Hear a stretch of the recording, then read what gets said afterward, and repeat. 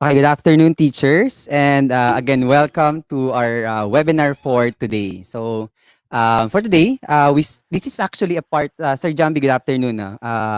Also, Good afternoon, Sir Franco. afternoons. Again, today we'll take a different role for today. We will not be the ones giving you the input for today. I think that's quite a bit of a relief for Yes, both of us. But also, medyo nakaka-excite pero I'm very nakaka-miss din 'to kasi excited. siyempre ang sarap pa rin mag-share sa mga teachers natin ng, whatever we can, okay? Pero Of ngayon we're course, of taking a step course. back, okay? And we have invited, other experts, okay, to help us understand about this topic, okay? So, Sir Jambi, may you like what would you like to introduce to us? Ano nga ba yung pag-uusapan natin today?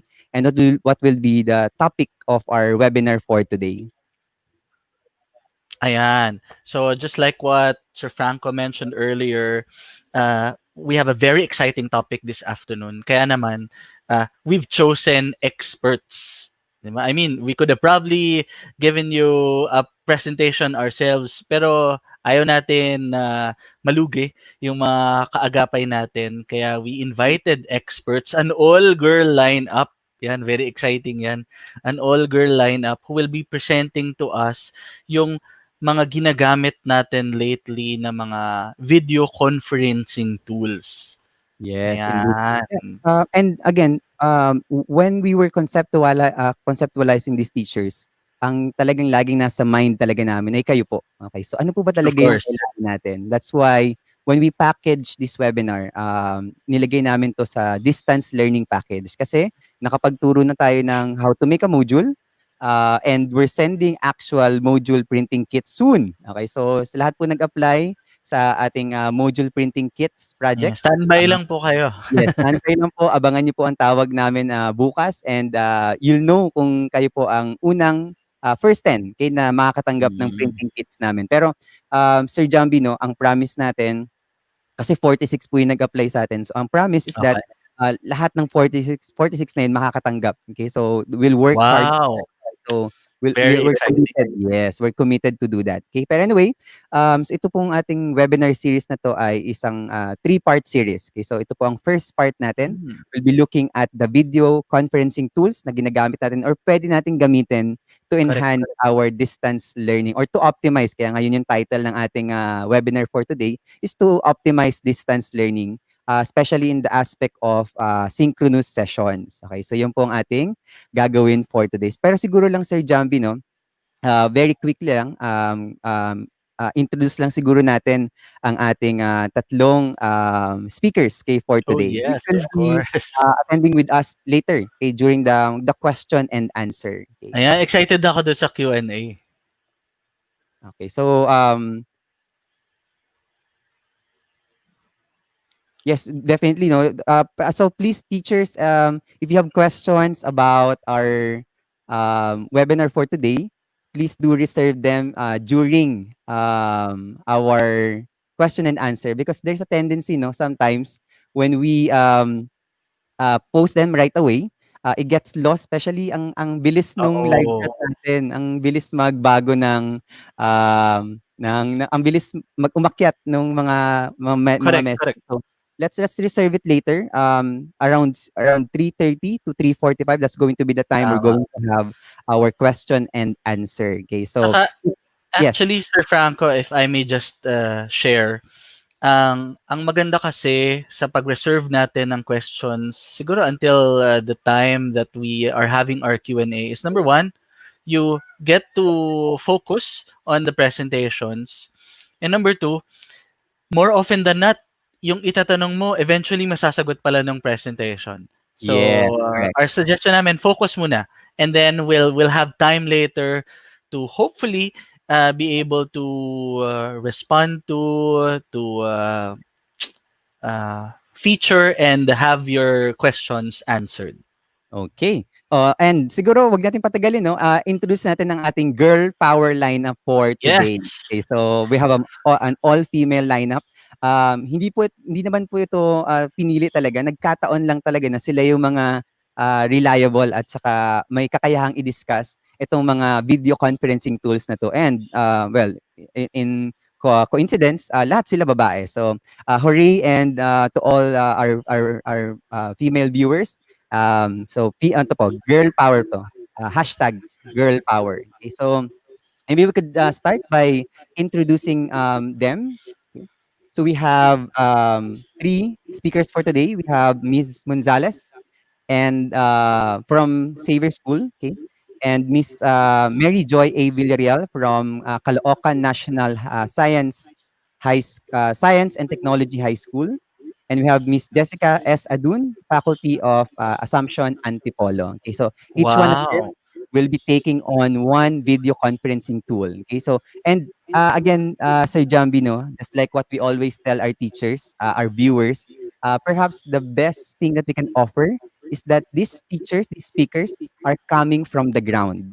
Okay, siguro yun po yung pinaka-advantage ng mga kinukuha nating or experts na kinukuha natin is that they're not only experts on their topics or fields, but also they're actually practicing it. So ito po mga Correct, teachers correct. po, we're Very important. actually yes, ginagamit talaga nila 'tong mga tools na 'to in their actual learning setup. Okay, so, talagang based on practical and experience yung mga ishe-share nila to us today. Okay, so siguro Sir Jambi, wag natin patagalin 'no, let's now, Correct. proceed with our first, speaker for today, Miss Gia Rose E. Monzales, from Xavier School.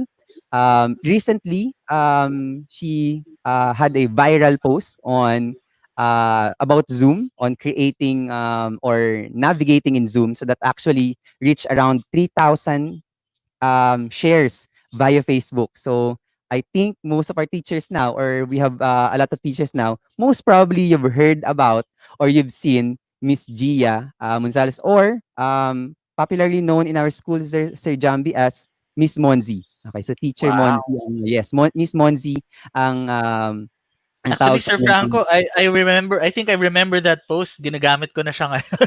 Yes, 'di ba Sir Jambi 'no? Correct. Very helpful. Napaka-practical. Yes, napaka-practical, use and easy to use 'no? Ang napakadali niyang Mm. gamitin for your classes to understand how to use Zoom. Okay, so now let's, move on to the presentation of, Miss Gia on Zoom. So,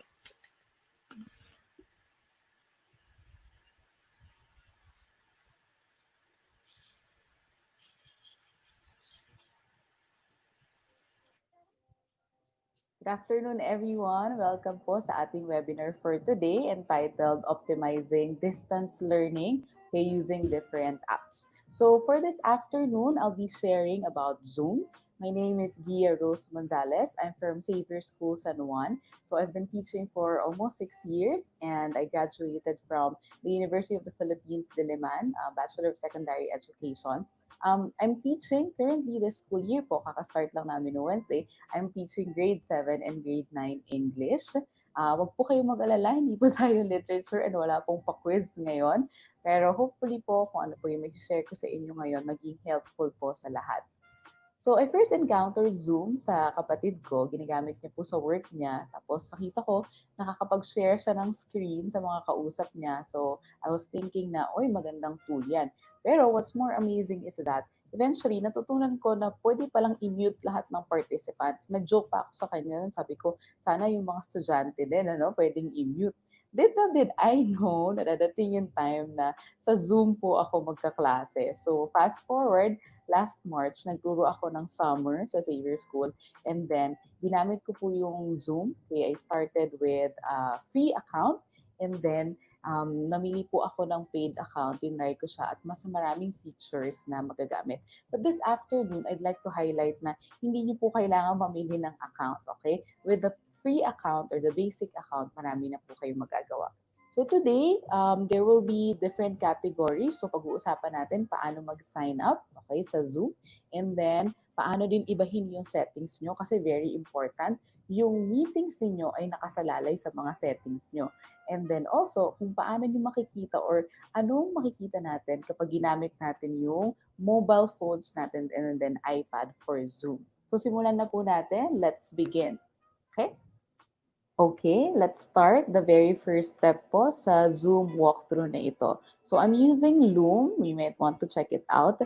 After nyo po mag-Zoom, pwede rin mag-Loom. Okay, so papaliitin ko po yung sarili ko. Pagpasensyahan nyo na din po, no, yung eyeglasses ko nakulangan yata sa anti-glare. So, yan, maliitin pa natin. Ngayon po nakikita nyo yung desktop ko. Pupunta tayo ngayon sa browser, okay? Tapos ita-type lang natin ang, ayan na siya, zoom.us. Okay? So pagkatapos po natin i-type, magsa-sign in tayo. Kung wala pa po kayong account, pwede kayong mag-sign up. Click nyo lang po to, it's free. So kapag halimbawa, ginamit nyo po yung .edu, automatic na magiging kumbaga educational account ang meron kayo. So sign in tayo. Yan, kita nyo po, nandiyan na yung email ko, tapos nakasave na yung password, tapos magsa-sign in ako. Okay? So first step, kapag nag-sign in kayo, punta lang po tayo sa profile. So, ngayon po ang i-highlight ko yung mga importanteng settings lang for your Zoom meeting. Hindi na po muna natin i-discuss yung iba kasi medyo advanced na po yon. So, syempre, palitan nyo po yung pangalan nyo. Yan, yung company or yung school po ninyo. Okay, so to unlock vocabulary lang po, yung personal meeting ID natin, ito yung pangalan. Kumbaga, ito yung cellphone number po ninyo. So, kaya yung ginagamit sa mga, let's say, instant meetings, ganyan. So, nakasign in ako, ito yung email ko, ang user type is licensed. Kapag po hindi paid, basic po yung makikita natin dito. Tapos, ito yung meeting capacity ko, time zone natin, GMT +8. And then, ito po, i-allow ko yung calendar ko para ma-access ng Zoom. Okay, ibig sabihin, pwede po ako na bigyan ng reminder ng Zoom, okay? Kung hanggat nakakonect siya dun sa Google Calendar ko, kahit hindi po siya Zoom meeting, okay? And then, meron po tayong host key and then password. Okay, before anything else, punta po tayo dito sa different offerings ng Zoom. Ibig sabihin, makikita nyo kung ano yung kayang gawin ng basic and then pro account. Kunwari lang, mag-upgrade po ako, no? So, ito, yung business tsaka enterprise, pang malakasan na po yan. So, hindi po tayo dyan. Dito lang tayo sa basic at pro. Ngayon, i-highlight ko sila. Zoom in. Okay. So, ngayon, nakita niyo po, current plan ko ay itong $14. So, ito yung pumapatak to ng 750 to 800 per month. Okay? So, ito yung main difference. Sa basic, ang makukuha niyo po, hanggang 100 participants yung pwedeng pumasok sa room nyo. Kaya lang, ang catch po, meron siyang limit na 40 minutes. So, kung gusto niyo pong unlimited, pwedeng one-on-one lang or one-to-one meetings. Yun po yung magiging unlimited. Now, paano kapag edu account po tayo? Sa edu account, 100 pa rin yung participants, okay? Pero yung time limit na 40 mawawala. So yun po yung magandang offering ng Zoom para sa mga edu or educational account kay this pandemic. Now, for my plan, kita nyo po, mas marami lang siyang features. Pero, ganun din, 100 participants, pero walang duration, walang limit, okay, yung meeting duration. Tapos, mas marami lang akong pwedeng magawa. Pwede ako actually mag-generate ng attendance of every meeting na meron ako. So, para hindi pa ulit-ulit. Ayan po. Tapos, ito po yung 1 gig na recording. So, ngayon, pupunta tayo dito sa attendance. Papakitaan ko po kayo ng sample attendance ng aking klase. So, makikita siya dito sa admin, tapos account management, and then report. So, kapag free po yung account ninyo, wala pong ganito. So, sad to say, pero pwede nyo naman pong gawin yung traditional. Mas masaya nga yun eh. Tatawagin nyo isa-isa yung mga estudyante nyo, tapos, di ba, magpapapresent kayo. So, parang close na din kayo, di ba? You are distanced but not disconnected. Okay? So, kita niyo po, pagpunta natin sa reports, ito yung recent meeting ko, no? 7A English. So, mayroon akong 55 participants. I-click ko lang yung participants ko. So, hindi ko na po masyadong papakita, no? Yan po yung mga pangalan ng participants. Tapos, kita nyo yung, yan, meeting time. So, halimbawa ito, pumasok siya 3 minutes lang, tapos umalis ulit siya. Ibig sabihin yung bata na to, nagkakaroon siya ng connectivity issue. Pag halimbawa 63, ibig sabihin mas matagal siyang nagstay dun sa Zoom room ko. Okay? So yun po. So yun lang yung mga added feature kapag po paid account. Okay? So now, pupunta po tayo sa settings. Ito po, importante siya talaga na makonfigure nyo bago nyo gamitin yung app. Yung iba kasi, nagpupunta muna sa app, tapos ang dami lang hindi magawa kasi kailangan mas-set muna po dito. So kaya dito po tayo, i-zoom in ko po. Ayan. So pwede nyo akong sabayan. So habang ginagawa ko to, pwedeng i-check nyo na rin yung settings nyo kung gumagamit na po kayo ng Zoom. So yung una, waiting room, pag po naka-light blue or naka-blue, ibig sabihin naka-on. And then kapag naka-dark gray, yan, ibig sabihin po niya naka-off. So yes, i-on po natin yung waiting room kasi hindi natin gusto na kung sino-sino yung makapasok dun sa meeting natin. Kasi kapag may link sila, anyone can join po, link and password or even link lang. So, itong waiting room options, wala po niyan sa free account. Yan. Ibig sabihin lang po nito, pwede akong magkaroon ng message habang naghihintay ang mga tao sa waiting room. So, mamaya pakita ko po sa inyo. Tapos, ito nakalagay lock by admin. Hindi po yan school admin ninyo. Admin po yan ng Zoom. Okay? Tapos, okay, ang susunod po natin dito ay i-embed natin yung passcode in invite link for one-click join. Ibig sabihin, kapag may link ka, pwede ka na makapasok sa Zoom. Okay? So ito, kung iba bawal lumabas, ito pwede nang pumasok kapag nag-comply na po sa one-code click or one-click join. And then, i-disable niyo po yung only authenticated users can join from web also kasi ibig sabihin, kailangan lang mag-sign up para maka-join sa Zoom meeting ninyo. Okay? And then, we will go to schedule meeting. Ako po usually naka-off yung video para hindi ko muna makikita, hindi muna ako makikita ng mga students. But yung participants video for attendance checking, very important, naka-on po yan. Okay? Tapos, you type both and then, wag niyo po silang i-allow to join before you. Kasi parang, di ba, sa classroom, di ba, nasa loob na sila. Tapos nagdadaldala na sila kaagad. Kayo po, kung ano po yung decision ninyo. Okay? Tapos, pwede nyo silang i-mute pagpasok nila. Tapos, meron ding upcoming meeting reminder gamit yung Zoom app. So, mamaya pupuntahan natin yung Zoom app. Tapos, itong encryption lang po, ibig sabihin nito, hindi kayo pwedeng mag-live stream. So, added security po ito. Okay? And then, yung chat naman natin, ito importante din, i-allow natin para kung may mga katanungan po yung mga estudyante nyo, pwede nyo silang sagutin via chat also or pwedeng live. So, ito, hindi po natin i-click ito para ma-save nyo yung chat. So, okay po ito sa discussion para, let's say, may hindi kayo na-address, pwede nyo pong balikan yung mga questions ng mga students. Okay? Yung private chat, hindi po siya naka-allow. Ayan, kasi po, kapag inallow natin, para silang pwedeng magdaldalan sa loob ng classroom. Okay? So, auto-saving chats, para din po hindi na kayo mahirapan na save ng save kayo every time nag-meeting. So, automatic, pagka-end niyo po ng meeting, masisave na yung chat. Okay? And then, itong sound notification, maganda po na kayo lang nakakarinig kasi para hindi distracting dun sa iba. Okay? Tapos, may pupuntahan po tayo dito. Yung co-host, pwede lang po ito kapag sa paid account. Kapag free po, pwedeng gawin nyo na lang pong host yung teacher assist ninyo kesa co-host. Okay? So, polling, pwede sa paid account din po ito. Okay, pwede kayong gumamit ng ibang polling websites. Okay? And then, pwede nyo pong i-allow. So, meeting control toolbar para madali po kayong makapag-navigate. Okay? Ayan na po. Tapos, annotation, ibig sabihin pwede silang magsulat habang nagdi-discuss kayo. Pero pwede nyo rin makita kung sino po yung nagsulat at nag-drawing ng mga kung ano-ano habang nagdi-discuss kayo. Okay? Ayan, tapos meron po mga meeting reactions. Ibig sabihin, thumbs up pag nakikinig pa sila. So from time to time, ginagamit po natin to. So sabihin natin sa mga students, can you give me a thumbs up if you're there and if you're still listening? So mag-thumbs up sila. So pag na-late, medyo alam nyo na hindi siya masyadong nakafocus. Okay? So allow remove participants to rejoin. Ibig sabihin lang po nito, kapag nahihirapan siyang mag-connect, okay, pwede siyang bumalik-balik lang sa meeting ninyo. Okay?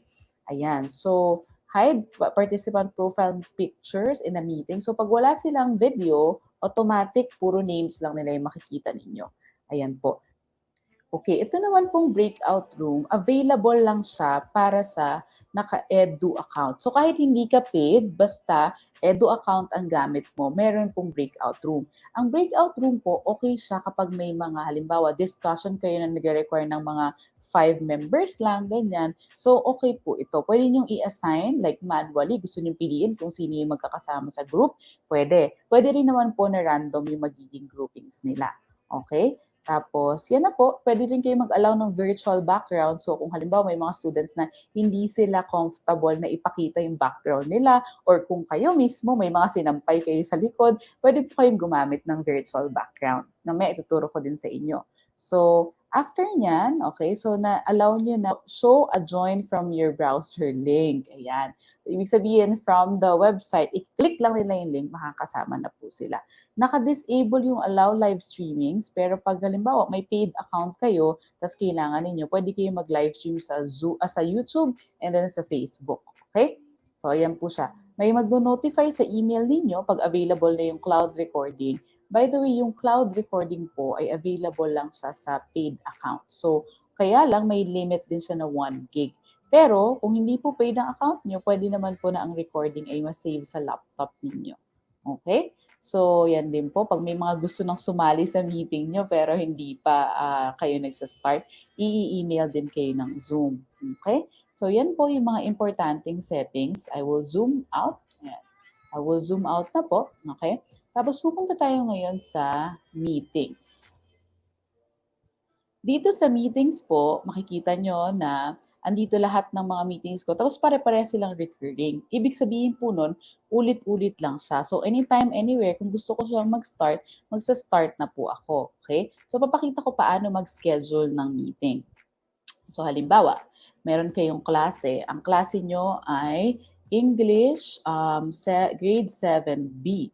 Tapos ito, pwede nyo lagyan na English class of 7B with Miss Monzales. Ayan. So, para hindi na kayo mahirapan na mag-schedule palagi ng meeting, the best way to do it is take the recurring meeting. Ayan. So, kailan siya daw magre-recur? Sabihin nyo lang dito na no fixed time. Tapos, anytime, anywhere, maaari nyo po na gamitin yung meeting na isa-set nyo. Tapos, dito po sa meeting ID, usually generate automatically para hindi po nabibigay palagi yung personal meeting ID nyo or once again, yung cellphone number ninyo. Tapos yung passcode po, required na siya sa lahat ng meeting para sa pag-increase ng security sa Zoom. So, lalagay ko dito, English. Tapos, yung waiting room din po, i-check ninyo, okay? And para ma-filter nyo yung participants nyo. And then, host, video off, participant on. And then, can audio both. Tapos sa meeting options, mute participants upon entry. Pwede din po. Okay? Tapos isi-save na natin siya. Pagka-save natin sa kanya, mapupunta na rin siya dun sa app. Tapos ang isi-share nyo po sa mga estudyante nyo, itong invitation na ito. Ayan po yung nalabas. Pwede nga i-copy nyo lang po. Huwag nyo na pong pansinin yung ibang mga cellphone number dyan. Itong mula sa topic na to, tapos hanggang sa password. Tapos, ang mga estudyante kahit i-save lang nila yan kahit saan, tapos pwede nyo nilang puntahan. Okay? Copy meeting invitation. Tapos, nyo lang sa Google Classroom nyo, kung may Google Classroom kayo, or email, or pwedeng text brigade. Okay? Alright. So, yan po, makikita nyo po lahat na yan dun sa Zoom app din. Okay? Alright. Sa part naman po na ito, ituturo ko sa inyo paano gamitin yung Zoom app. Okay? So, papaliitin ko na po yung sarili ko ulit. Tapos, pupunta tayo dun sa left panel kung nasan yung mga app. So, pagpunta nyo ng App Store, piliin nyo lang po Zoom Cloud Meeting. Tapos, ma-install nyo na po. Tapos, ayan. So, i-click po natin yung Zoom. Pag naka-login na kayo once, hindi nyo na kailangan mag-login ulit. So, ito po yung makikita ninyo.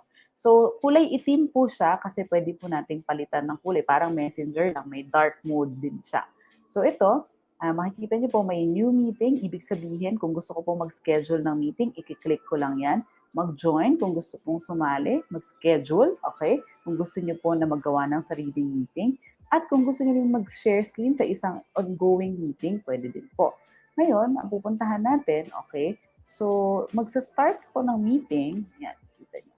Mamaya ipapakita ko po sa inyo yung ginagawa namin sa klase. So, ito yung makikita ninyo. So, nakamute yung mic ko. Tapos, yung video ko. So, yan, kapag kinlik ko, naka-unmute na ako, tapos makikita nyo, ito yung video ko sa Zoom. Okay? So, we will start with the mic first. So, sa mute, pwede nyo i-unmute na ganyan. Tapos, kung gumagamit na po kayo ng Zoom, ang tip ko po sa inyo, let's say, kapag kailangan nyo po magsalita sa meeting, pindutin nyo lang po ng matagal yung spacebar. Ayan. So, ngayon, naka-temporarily unmuted kayo. Kung halimbawa, tapos na kayo magsalita, tanggalin nyo lang yung kamay nyo, tapos automatic naka-mute na po siya.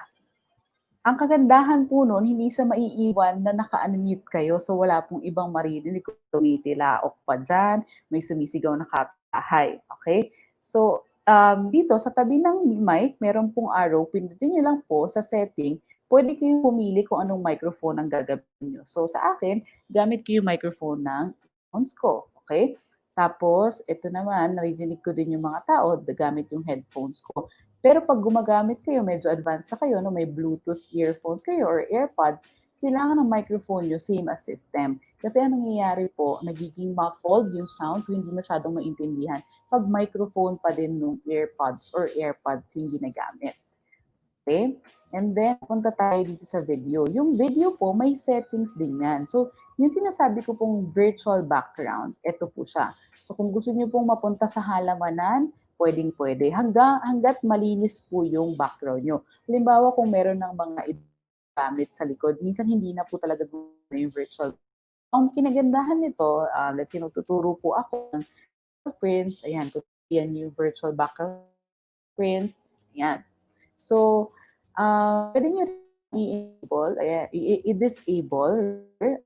Tapos may setting din po para dun sa view. Kung medyo gusto nyo maging poreless kayo habang nagka-classic kayo, click nyo lang may appearance.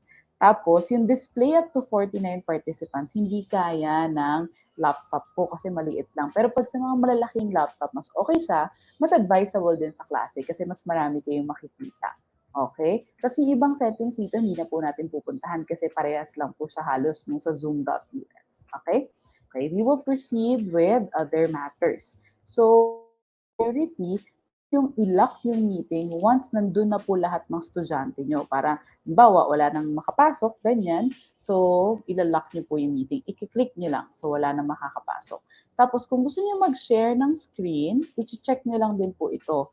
Ngayon, kung halimbawa may mga nalilate pa, tapos pero may teacher assistant naman kayo, basta i-make sure lang na bago kayo ipasa yung hosting, click security, tapos share screen para pag ginawa niyo na pong host si teacher assist, okay, pwede pa rin kayo mag-share ng PowerPoint niyo. So, hindi po kayo maaabala. Tapos sa chat, pwede chat sa lahat. Hi everyone. Tapos, dito, pwedeng sa inyo lang mag-message yung mga bata or pwedeng bawal talaga mag-message at all.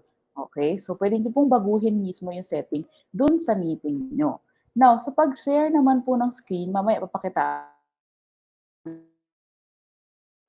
Pero basically, pwede kayo mag-share ng keynote ninyo, ng tab, okay? Pwede rin ng whiteboard, pwede rin naman po sa advanced, music lang yung gusto nyo i-share, basta i-click nyo lang palagi dito yung share computer sound, okay? Ito, like what I've said, dito lang po siya sa paid, free or available. So, pwede nyo siyang i-click, ganyan, po-poll kayo. Tapos, yung recording, if you want to start recording, click nyo lang po ito. Ayan. So, dito naman po sa breakout room, kung halimbawa meron na akong 20 participants. So, 4 rooms ang gusto ko, tas manually. Create breakout rooms. Tapos kapag may participants kayo, lalabas yung mga pangalan nila dyan. Ibig sabihin, random sila. Pero, kung gusto mo silang ilipat sa isang group, ganyan, pwede nyo po i-click lang yung name, tapos i-assign nyo sila. Okay? And then, I'll close this. Right now, I'm showing you my screen. Okay? Ganito po kapag nagko-conduct ako ng classes. So, nangyari po ito kahapon, Friday. Ayan. So, makikita nyo, anytime magpapasukan na yung mga estudyante ko. So, makikita nyo silang lahat dun sa participant. So, meron na akong isang participant, si Carlos. Tapos, magsusunuran na yan. And then, ang gagawin ko po, hindi ko muna sila i-admit. Ang i-admit ko po muna ay yung aking mga teacher assist or co-mentors. Okay? So, para matulungan nila ako na mag-admit din ng ibang student na sa Zoom room. Ayan. Click yung hahanapin ko yung pangalan ng mentor ko, admit ko siya. Yan. pwede ko na po siyang gawing host. Take note, hindi niyo pa pwede gawin kapag free account. Gawin niyo lang make host. Yan. Siya na po yung mag-update or siya na po yung mag-admit ng mga bata na pumapasok sa isa, admit din siya. Okay?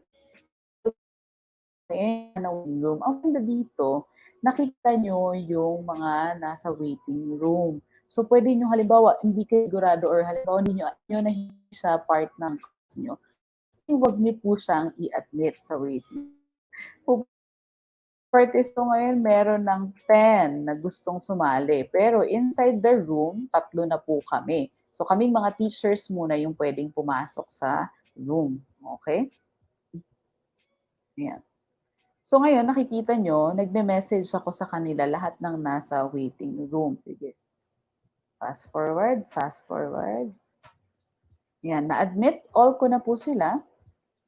Hain ko lang yung mukha ko. So, yan na po sila. Ngayon, nasa loob na sila ng ating Zoom room. So, everyone publicly, pwede silang mag-chat.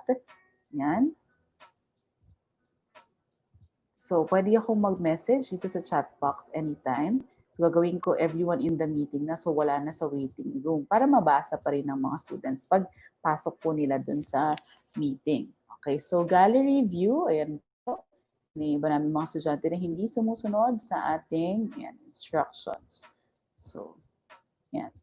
So, mag-share ako ng screen ko, share computer sound, tapos yung keynote. Ngayon, gusto ko makita yung notes ko. So, rehearse slideshow, tapos pwede nyo siyang, pwede nyo po siyang i-resize, tapos ang gagawin ko, yung portion lang ng screen yung makikita nila. Tapos pwede kong ilagay yung chat dito. Ayan. So, meron akong agad na question from my student. Sir, I forgot. What's your email again? Okay. So, privately, pwede ko siyang sagutin. Ayan po. So, ngayon, nag-a-attendance na sila.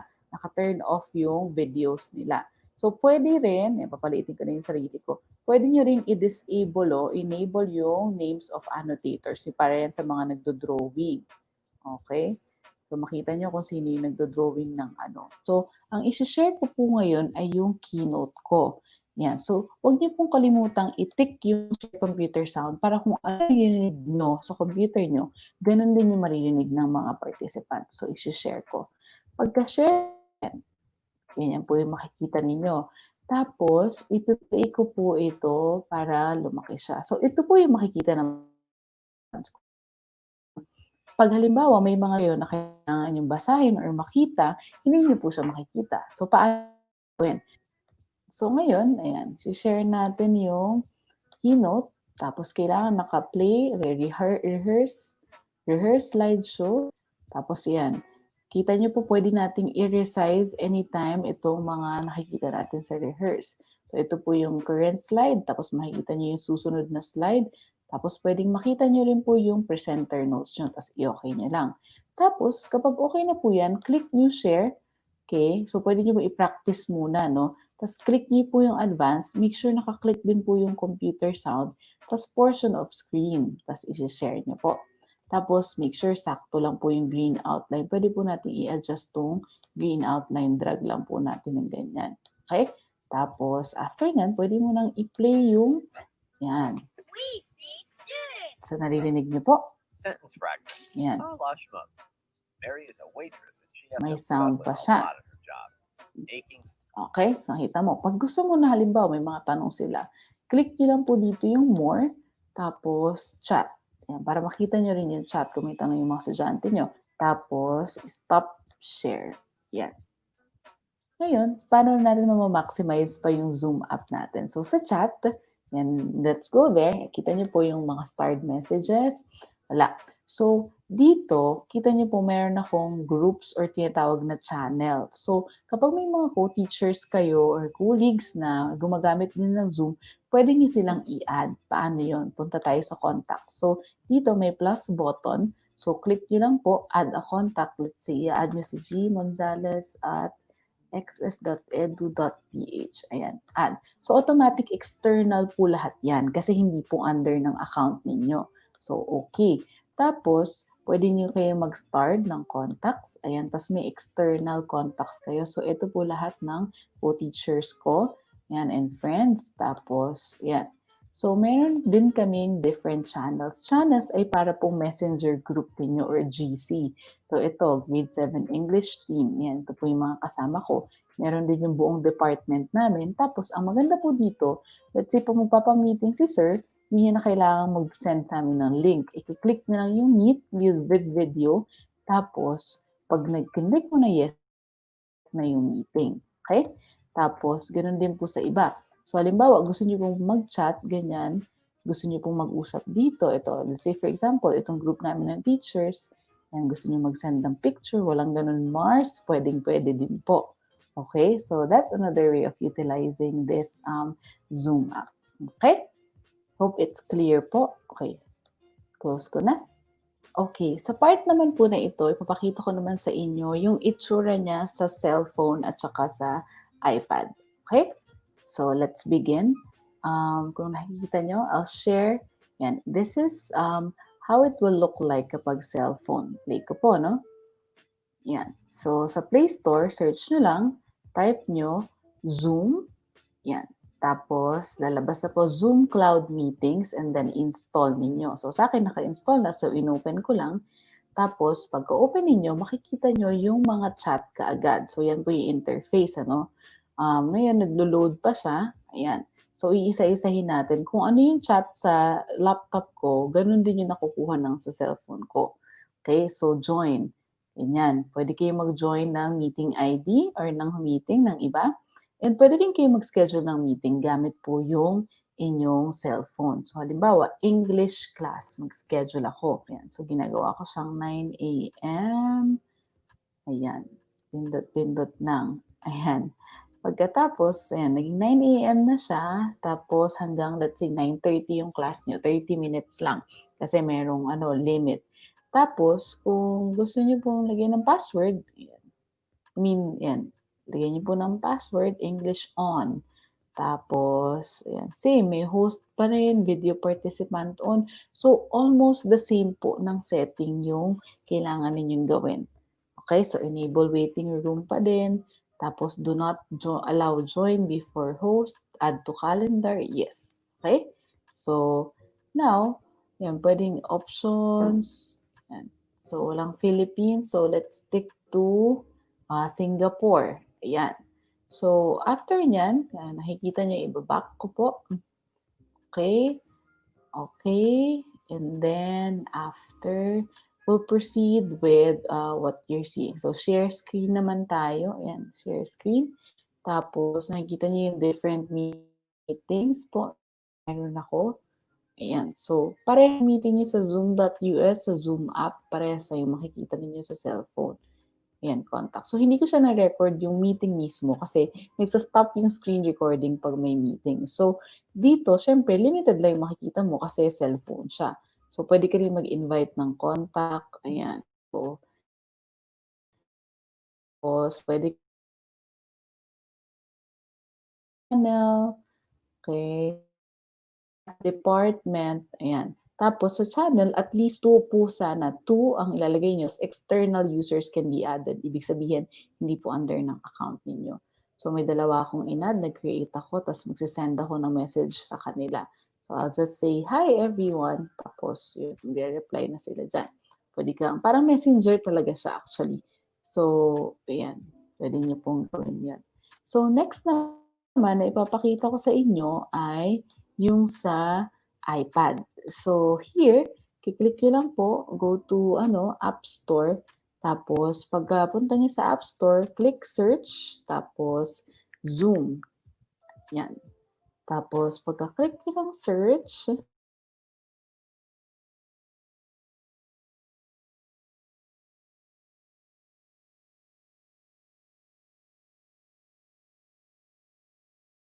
yung interface. Ito naman yung maganda sa Zoom. Halos pare-parehas yung setting na ginawa mo sa Zoom.us, sa Zoom app, sa cellphone mo, pati sa iPad mo, isa lang siya. Okay, so makukuha niya yung meetings mo, makukuha niya rin yung chat mo. Ayan, share screen. Tapos, ayan. So, meron akong math department na inad. Ayan, ito po yung isa ko pang mga friends. So, parang, di ba? Ayan, kita mo, para din siyang messenger. So, ito yung mga meetings na meron ako. So, anytime pwede kong start kung gusto kong gamitin yung iPad ko, pwede din po. Okay? Ayan. So, pwede ka rin mag-create ng channel, pwede ka rin mag-add ng contact using your iPad. Okay? So, that's it. There you go. Ayan. So, pwede rin ako mag-create ng meeting using my iPad.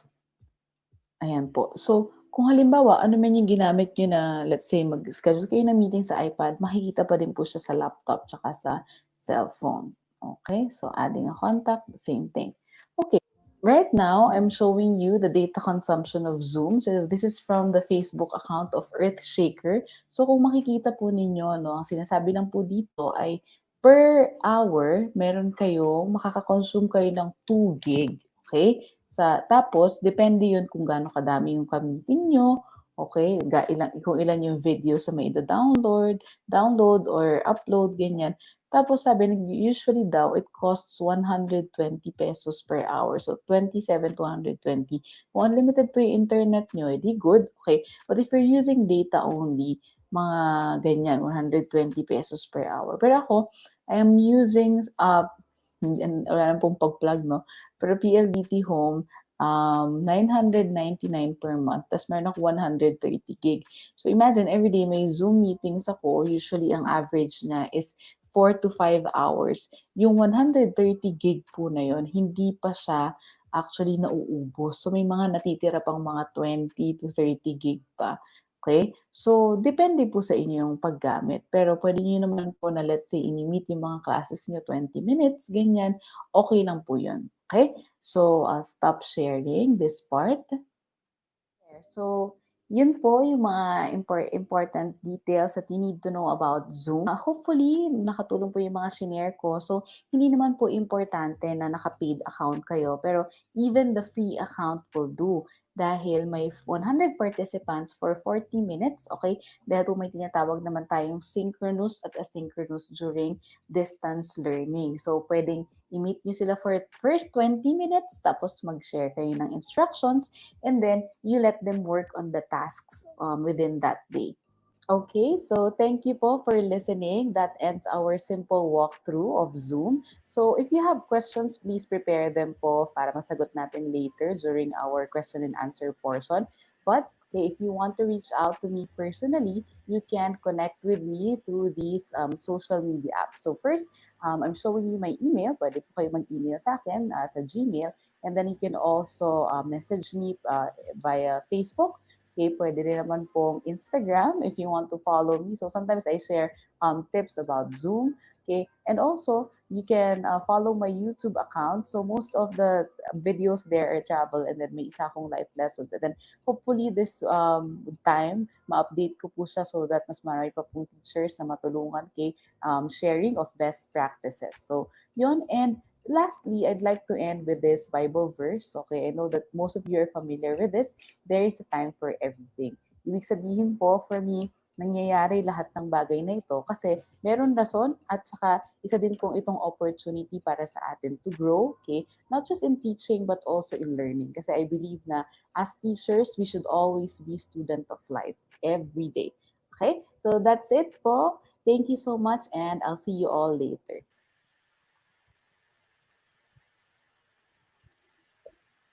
Yes. Maraming salamat po There's sa ating in-house time for yes. everything. Marami po nagsabi na para daw pong rapper si Miss Monzi, no? Actually, na-excite lang po talaga siya na mag-share. This is her first time going live, into a webinar. Okay, so learning and familiarizing herself dun sa format ng isang webinar. Pero maraming salamat, no? Ang daming mga special features. Actually, pag tingnan natin, medyo surface level pa, eh. Marami pa siyang puwedeng sabihin, kaya lang di po talaga enough yung time natin. But maybe, we will explore kung kailangan ba natin ng part 2 para sa Zoom, webinar na ito. What do you think, Sir Jambi? Kailangan ba natin ng part 2 for this? Ayan, syempre malalaman natin 'yan sa mga comments, sa sa views ng ating mga kaagapay. Pero yun nga, wala namang mawawala sa atin if we have another webinar for siguro for each of the three that we're going to discuss today. Siguro very important lang to highlight, Sir Franco, na we're doing this not to pit Zoom against Google Meet and against MS Teams. Oo. Hindi po 'yun ang goal natin ngayon. Siguro we just like to present to all of you these three video conferencing tools for your consideration. Baka magamit lang ninyo. Yes, If correct. not now, And maybe again, in the that's future. that's part of our goal kasi we always want to be as inclusive as possible. We don't want like to focus on just one and like give it to our teachers. Okay, what we're doing is to allow our teachers to choose which format, which tools they're going to use because Sir Jami talaga naniniwala ako na yung teachers pa rin natin yung may best um, in best position to actually choose kung ano yung kailangan nila, ano yung puwede nilang gamitin. Kanina name-mention 'no na, sayang naman po na hindi maganda yung features ng Zoom pero, may problema yung signal namin. Pero teacher Mm. siguro, when we look at these video conferencing tools kasi hindi 'to, magsi-simulate ng classes niyo. Ibig sabihin hindi kayo lagi magme-meet sa Zoom or later on Mm. malalaman natin tungkol sa Google Meet tsaka MS Teams meeting. Pero itong video conferencing tools nito ay for your synchronous sessions. For example, once a week. Okay, so yung na-mention ni Miss Monsi earlier na ₱120 na 1 hour, actually, your video conferencing should not last 1 hour. Okay? Correct. Dapat hindi po gano'n kasi That would be very stressful. yes, opo. Ang Sobrang talagang stressful ang 'yun. yes, ang recommended siguro is around mga 30-45 minutes and then the rest of the task, okay, for that session or class should be asynchronous na. Dapat, meron ka ng Mm. prepared activities na gagawin ng mga bata outside of that video conferencing. So, dapat well-planned ang iyong video conference 'no, meron kang, yung flow mo, ano yung objectives mo, ano yung gusto mong magawa sa loob ng video conferencing. Kasi nga sobrang dapat ano 'to, well-designed, purposeful na meeting kasi lahat tayo may problema sa signal. I think, the Correct, entire correct. Philippines ba, kahit naman tayo, on our end Mm. na kanina nga nagba-buffer yung ating signal and natatakot ako baka mawala yung, streaming natin. Pero anyway, so teachers, we hope na we find ways, okay? Again, we'll provide you with more options and tools, okay? So, anything else, Sir Jambi to, add before tayo mag-move sa ating, second, um, speaker? Okay. Ako naman, Sir Franco, well, this is not necessarily about Zoom lang, pero it got me into thinking. I like how our title is na optimizing distance learning. Siguro ngayon pa lang kailangan ma-clear na natin sa lahat na pag sinabi nating distance learning, we're not talking about video conferencing only. Okay? So these video conferencing tools na pine-present namin sa inyo, ano lang to, tools na pwedeng gamitin ng teacher sa distance learning. Kasi gaya nga ng sabi ni Sir Franco, meron pang mga tinatawag na asynchronous activities. And in fact, during the module write-ups, we were encouraging everyone, prioritize natin yung asynchronous activities. Okay, so yun, maraming salamat Sir Jambi 'no. So, I think we have to move on now and, see kasi may mga nagtatanong na kanina, ano bang mas maganda, Zoom or Google Meet? So ngayon, tignan natin ngayon Yan, kung ano naman exciting. yes, kung ano naman ang features ng ating Google Meet. But at first, let's meet our, speaker for, this session. So we have Miss Mary Joy A. Villarreal, faculty of, Caloocan National Science and Technology High School. Um siya rin ay isang, founder ng isang page which I really suggest to everyone to please visit. Sobrang ganda rin po ng mga contents nila. So meron din po silang, YouTube, channel, Teachnology PH, available, Wow. via Facebook and, Oh, YouTube. Yes, technology. Okay, okay. yes. Sir Jambi, before I started, giving webinars in our Kaagapay Teacher Support, actually I was a speaker in their own, Facebook page. Nice, nice. Diyan po tayo nag-start. So malaki po ang utang na loob natin sa Teachnology. PH. So please do check it out. Sobrang ganda rin po ng kanilang mga programs and list of webinars for the teachers. Okay, so again, let's not keep our audience waiting, and let's now proceed to our um, our second topic for today.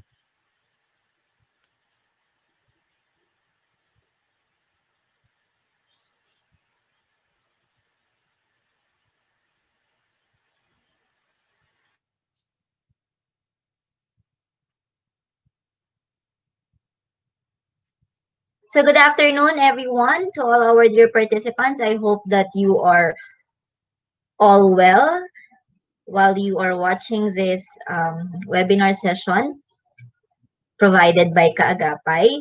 And thank you so much for attending this webinar, even though there are a lot of webinar sessions scheduled during weekdays or weekends, you still choose to stay tuned here.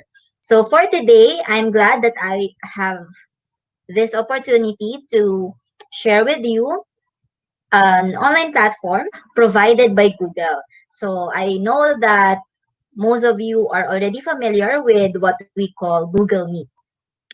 I'm glad and I'm excited to share about Google Meet, which is very relevant and useful nowadays, especially that most of our transactions are being done through online. Most of our communications and coordinations are done through different online platforms. That's why this topic is very timely, di ba? Napapanahon at talagang mahalagang mapag-aralan pa natin. So today, I will be starting with the basic parts of it and the interface of it. Then I hope I could share more about the different extensions that we can use so that we can maximize the utilization of this online platform. So let's start. So when we say Google Meet, this is actually a video communication service provided by Google. So let's try to check this table. May mga nagtatanong, ilan po ba yung participants na pwedeng ma-invite? So for example, you are using a regular Gmail account or yung mga personal account natin. Yung domain niya is at gmail.com. Ang limitation nun or maximum limit nun ay 100 participants if you are hosting a meeting, a maximum of 100 participants on that meeting. Well, if you are using G Suite Education or yung G Suite Basic, ganun din, 100. But if you have G Suite Essentials or G Suite Business type of account, you can invite up to 150 participants. And yung pinakamataas na number ng participants sa ngayon na pwede nating ma-invite ay yung mga merong account na G Suite Enterprise Essentials, G Suite Enterprise, or G Suite Enterprise for Education. For example po nito, so ang maximum po niyan ay 250. An example of this account is the account that is being used by public school teachers, yung sa DepEd, yung at deped.gov.ph. We can actually invite up to 250 participants using our DepEd account. So, mga i-maximize natin yung paggamit din ng DepEd account natin kasi inabayaran din yon ng government. So, let's try to maximize the use of it. And comparing the time limit per session on Google Meet, again, if you are using your personal or non-G Suite account, the maximum number of minutes that you can have is 60 minutes or 1 hour. But this will take effect on October 1, 2020. Kasi sa ngayon, hanggang September 30, you are still allowed to have a meeting per session, to have 24 hours per session, while after September 30, that is October 1, you can only be allowed to have a maximum of 1 hour per session. And if you are using G Suite Essentials or G Suite Enterprise Essentials as a type of account, then you can actually hold up to 300 hours, which will take effect on October 1 as well. Kasi sa ngayon, ang meron ay hanggang 24 hours per session din. So let me share my entire screen so that we can explore the different parts of it. Ayan. So now, you can see now my entire screen. So in this meeting, I am the only participant. So the different parts of a Google Meet are this. Yung may icon po na microphone, of course, that is for the audio. If you want to speak, it should look like this. But if you want to mute,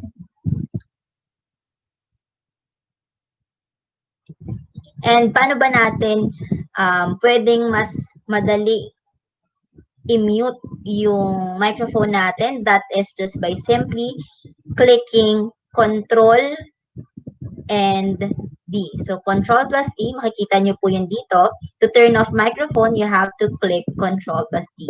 So, if I'll do that, dalawang keys lang ang gagamitin natin sa ating keyboard or sa ating laptop at mamumute mo na. Mamumute na natin yun. So, hindi na kailangang hanapin pa yung mouse or galawin pa sa touchpad. Just simply click Control plus. Next one is turning on and turning off the camera. So, ano namang shortcut nun? Just simply click Control E. So, Control E, ayan. Wala na po yung image nyo dyan. Ayan. Control E. Just simply click Control plus E. So, hindi na makikita ang yung itsura dyan. Ayan. Madalas ginagamit natin sa meeting. Camera off. Ayan. So, turning it on again. Now, meron din po dito yung option na you are presenting. Ayan. So, meron tayong mga options, di ba, when you are asked to present, is it the entire screen? As of now, ang ginagawa ko, ginagamit ko ay entire screen. Meron din namang one window lang. For example, gusto mong pakita yung Facebook window, yung naka-open yung Facebook account mo sa isang window. Or pwede rin namang app. For example, you will be presenting a PowerPoint presentation. So, ang naka-open lang doon, ang sinishare mo lang sa screen ay yung app. And here we have 3 dots. Ang makikita natin dito ay yung pag-change ng layout and also the recording feature. And sa change layout, pwede kang mamili slide bar, meaning the presentation consumes the larger portion on your screen, and then the participants will just be on the side, or you can also choose to see 16 of your participants. For example, you are more than 10. So, pwede mo na ngayon makita yung 16 participants. Okay. But we know that we also use different platforms, and sometimes we would feel na parang limited lang yung Google Meet. Baka kayo rin ay gumagamit ng Zoom. So, there is what we call extensions. So, let's begin with the Google Chrome extension.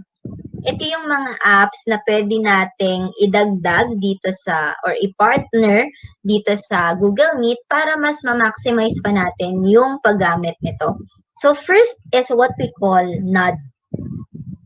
So, yung Nod, ito yung sa tingin kong ma-enjoy ng mga estudyante nyo if you are meeting them, if you are teaching them, because they will have the chance to react on what you are saying. For example, naglalaro kayo, kaya nagdi-discuss kayo, they can react. So, paano po natin gagawin yon? We simply visit Google Chrome extensions. So, I'll show you how to do that. So, search tayo, Google Chrome Web Store. Yan, Google Chrome Web Store. Okay, just click Google Chrome Web Store. And then here on this tab, search tab, search natin Nod. Ang first extension na pag-aaralan natin ay yung Nod, N-O-D. Yan. So this one, not reactions for Google Meet. Click add to Chrome. Add node reactions for Google Meet. Add extension. Yan, it's still checking. Makikita po natin dito, nagda-download yung app. Ina-add na ngayon ng Google Chrome yung extension dito sa account natin. So once na-installed na yung node na extension natin dito sa Google Meet, ito yung magiging itsura niya. So dito, meron kang iba't ibang emojis. Thumb up, thumb down, clap, wave, parang party or yung something na haha reaction. At meron din tayong raise hand. So, halimbawa, klinik yan yung student. Ayan, magna-notify sa'yo, magna-notify din sa inyo na nag-like siya or halimbawa, the student raised his or her hand using this icon. Pero, take note, mga teach, na ito ay magiging functional lang kapag, or let's say, you will appreciate this more if both the host and then the user are using this extension. Sabihin, makikita lang nung host ng meeting na ginagamit nung student or nung participant tong mga reactions na to kung pareha silang nakapag-install nitong extensions device na ginagamit nila. So, hindi mo siya masyadong ma-appreciate nga lang kapag halimbawang hindi naman parehas gumagamit nitong node extension. But I would suggest that if you are having your online classes, you would really use this. Siguro part of your orientation then on your online classes that your students must install this node reaction so that it will be easier for you to recognize their reaction or maybe to recognize if they are raising their hand before they can turn on their mic. Kasi 'di ba minsan nahihiya yung bata magtanong kung halimbawa may mga tanong tayong mahirap i-express through the chat box. So magtatanong siya, syempre gusto rin naman natin maging interactive yung klase natin. So pwedeng mag-raise mo na siya ng hand and then part of your online class routine will be waiting for the teacher to recognize him or her before he or she can speak. Diba? So, halimbawa, na-recognize mo na nag-raise ng hand yung student mo, then that's the time that you will call him or her para makapagsalita siya. Para mag-turn on na siya ng microphone niya. Or, pwede rin naman, kahit sa mga emojis lang, at least they can still interact kahit hindi mo man naririnig yung tawa nila o kaya yung pag-agree nila sa statement mo, at least they could respond through this emoji. So, I hope you would use this extension for your online classes. So, let me show you an example of an online session wherein the participants and also the host have installed an added extension from web store, which we call node or node reactions. And let's see how will they use it. Okay. Is there any question from our discussion? Pat and Joy? Okay, we saw that Patricia or Pat has raised her hand. Thank you so much for attending our meeting. See you next time, Pat and Joy. Okay, you're waving. Thank you so much. Bye. Okay, second extension that we can use to maximize Google Meet is what we call Meet Attendance. So, mga teach, sobrang importante na tayo ay nakakapag-monitor ng attendance. Halimbawa, nag-online classes na tayo. So, mahirap na ma-monitor yung attendance kapag wala tayong record. So, Meet Attendance, search lang natin sa Chrome Web Store and add ka Pro.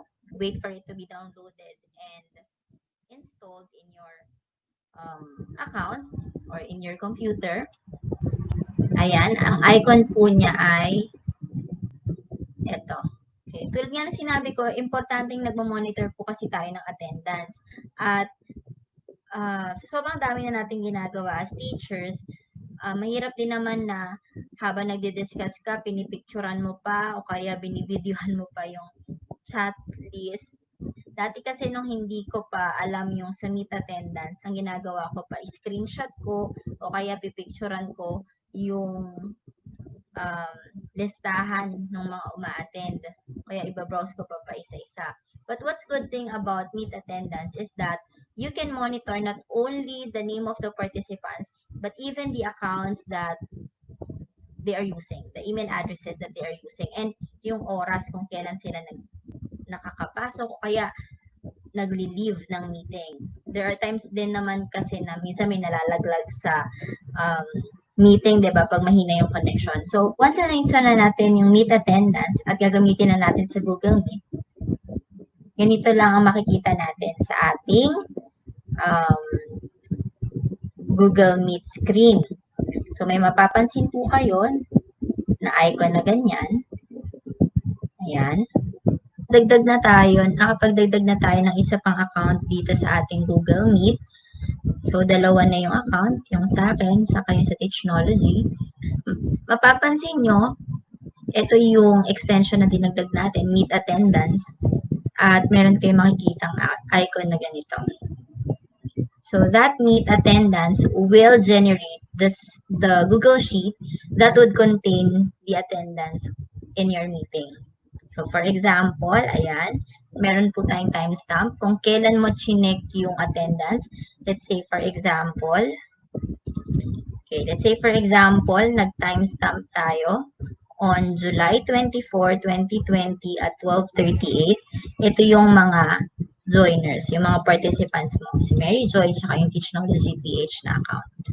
So, nakalagay dyan kung ano yung name ng participant or kung online class yan ng student mo. So, it's also a good way or a good practice that when you are having your online classes, you would set a guideline during your orientation that your students must use their real name. And you have the database of the Gmail account that they are using, the email address, especially if your school doesn't have the G Suite package, no? It will be helpful for you and it will also be safe for you as the online teacher to have this monitoring sheet wherein meron kang listahan ng mga email address na posibleng gamitin ng mga bata. Yung kumbaga registered email address to avoid some problems in the future. Because I also have this friend, they already started their online classes, siguro almost a month now. And they are using online platforms such this, and she has encountered a problem a few days ago because there was an outsider who joined their virtual class. And unfortunately, biglang nag-present yung outsider na yon.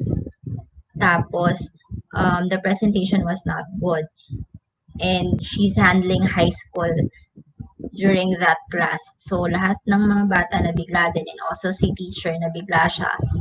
Kasi, biglang nag-present ng hindi kaaya-ayang images. So, ayun. Hindi nila na-monitor kaagad kasi ibang account yung ginamit ng bata. We believe that the one who presented that is also a student, gumamit lang ng ibang account because the link for that meeting was only shared to her students on that particular class. So, okay naman ang security system ng Google Meet. So, most likely, ang gumawa lang din nun ay estudyante. Diba? So, it's also something like testing the teacher's class routine, guidelines. So, kailangan nandun pa rin yung classroom management natin even though we are already in the virtual classroom. So, to avoid future problems such that I would suggest and I would recommend that you have your monitoring sheet for the attendance using this extension, Meet Attendance, especially if you are using Google Meet as your platform for your online classes. And you have that database. So, talagang kailangan rule nyo na pangalan, totoong pangalan ng estudyante yung gagamitin nila when they are joining your class. And there should be registered email address kung wala kayong G Suite account. Halimbawa kasi, pwede ring minsan hindi gumagana yung isa niyang account, so dapat meron din siyang alternate email address. Pero so that it will be easier for you to monitor sino yung pumasok, sino yung hindi pumasok, sino yung gumamit ng ganitong account. At may makikita ka kung sino yung hindi registered email address na biglang nakapasok sa virtual classroom or sa online classroom. So that is Meet Attendance. Then the third extension that we can use to be paired with Google Meet is what we call the Push to Talk extension. Ayan. Ayan. So, ang icon niya ay yung monkey. So, ito yung pinakasimple sa lahat. So, kanina, in-explore natin how to turn on and turn off your mic. So, nakita natin, we use mouse o kaya yung cursor natin o kaya Control D to mute or unmute. Now, here, we are using a hotkey, which is the space bar, to mute and unmute. Para mas madali rin sa user na mag-mute and unmute kahit hindi niya na-click yung icon. So, space bar lang, tapos pwede nang i-mute or i-unmute yung microphone. So, for example, ito, naka-mute tayo. I-unmute natin. Then, now, what I'm going to do is I'm not holding any mouse and I am not also using the touchpad of my laptop. Ang gagawin ko lang ay space bar. Ayan. Makikita nyo na I simply press space bar, mute, unmute lang tayo. Yan. Ang bilis lang para sa akin. So, yun lang yung purpose ng push to talk. Para mas madali para sa atin na mag-mute and unmute. And then the last extension for Google Meet would be helpful if you have to show, if you don't have dual monitor, and you have to use two different windows at a time while you are conducting a meeting, we can use this what we call dual list. So the fourth extension and the last extension that we will be using for this webinar is dual list. So search nyo lang din yung dual list. So dual list is used to split the windows. So for example, ang pipiliin mo, may options po tayo dito, iba't ibang ratio ng dalawang window. Pwedeng 3:7, 4:6. So, for example, gusto ko equal lang. So, 5:5. So, lalabas dito yung dalawang windows natin. So, lalabas dito yung dalawang windows natin at the same time. So, pwede kang habang nagmi-meeting, meron ka pang isa ritong window na naka-open. So, that is dual list. Okay, so that's the end of my session today regarding Google Meet. I hope that I was able to impart something new, and may all the sharings that we have now can be applied soon during our distance learning. I'm so grateful to have this opportunity to share with my co-educators and also to some parents and students who are watching now. So, see you next time, kaagapay. Mabuhay po kayo at ipagpatuloy ninyo ang magandang advokasya na ito. Kaysa niyo po kami sa Technology PH. Muli ako po si Miss Joy Villarreal, nagpapasalamat at hanggang sa muli.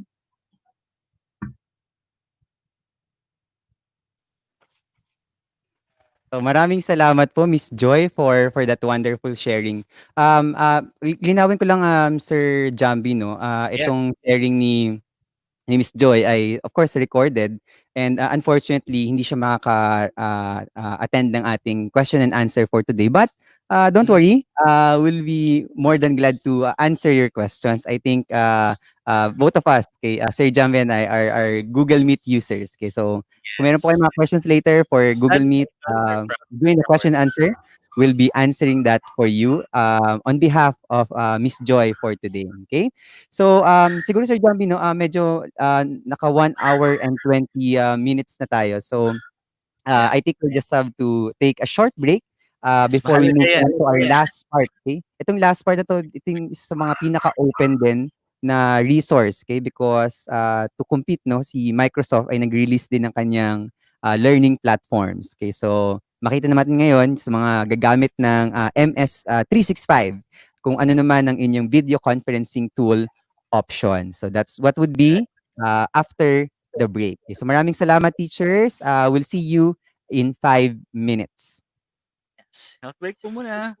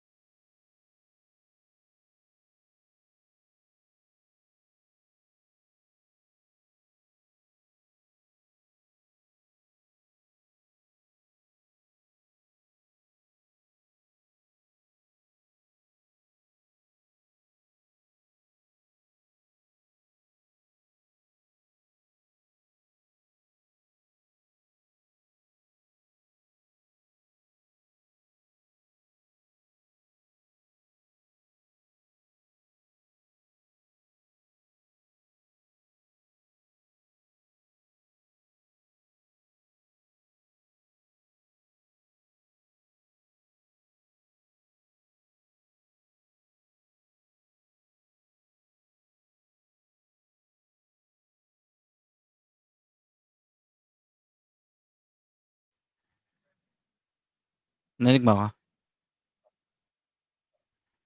Ba't di kita naririnig? Okay.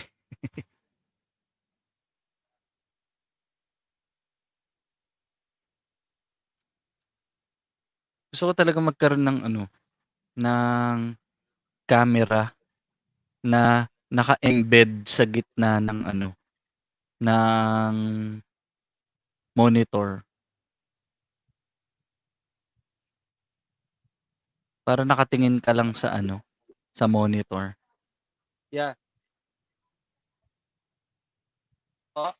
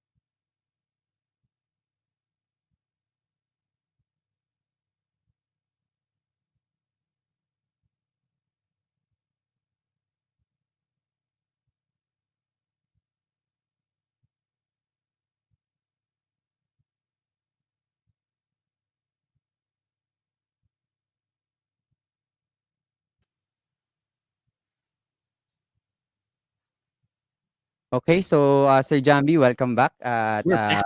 I hope na nakapag-rest ng konti ang ating mga audience before or viewers before Yeah. tayo mag-proceed sa ating next part, ng ating, optimizing distance learning using Zoom, Google Mm. Meet, and MS Teams meeting. So tapos na tayo dun sa medyo mas, I think mas kilala 'no, yung Zoom tsaka Google Meet. Pero itong isang 'to, I think our next one is equally powerful because part siya ng what we call the Microsoft Learning System. So kung yung mga gumagamit po ng or gagamit, I believe na madaming gagamit din ng Microsoft 365 this year. Ito Mm. po ang inyong video conferencing tool. Okay, so Sir Jambi, Actually, anong, thoughts mo dito? to many of them, baka available na sa kanila tas hindi lang nila alam because people have only been talking about Zoom, Google Meet.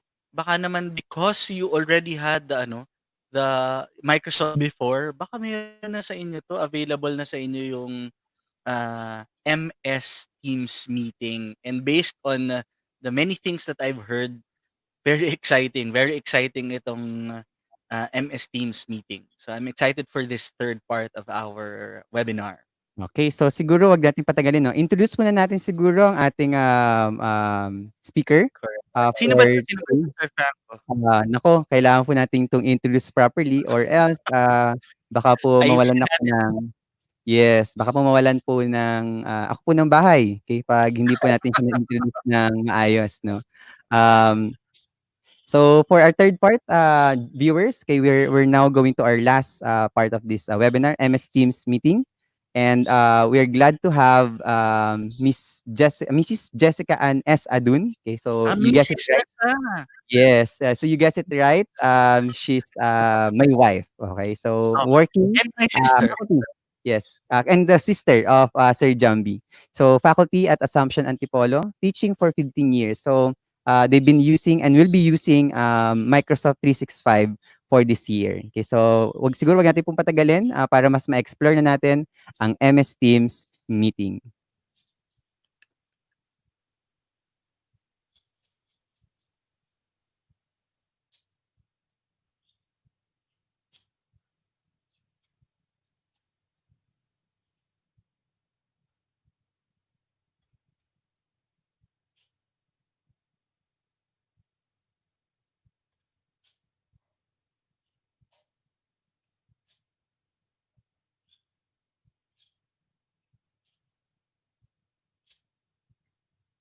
Good afternoon po sa inyong lahat. So, bali, nandito na po tayo sa huling bahagi no, ng ating webinar.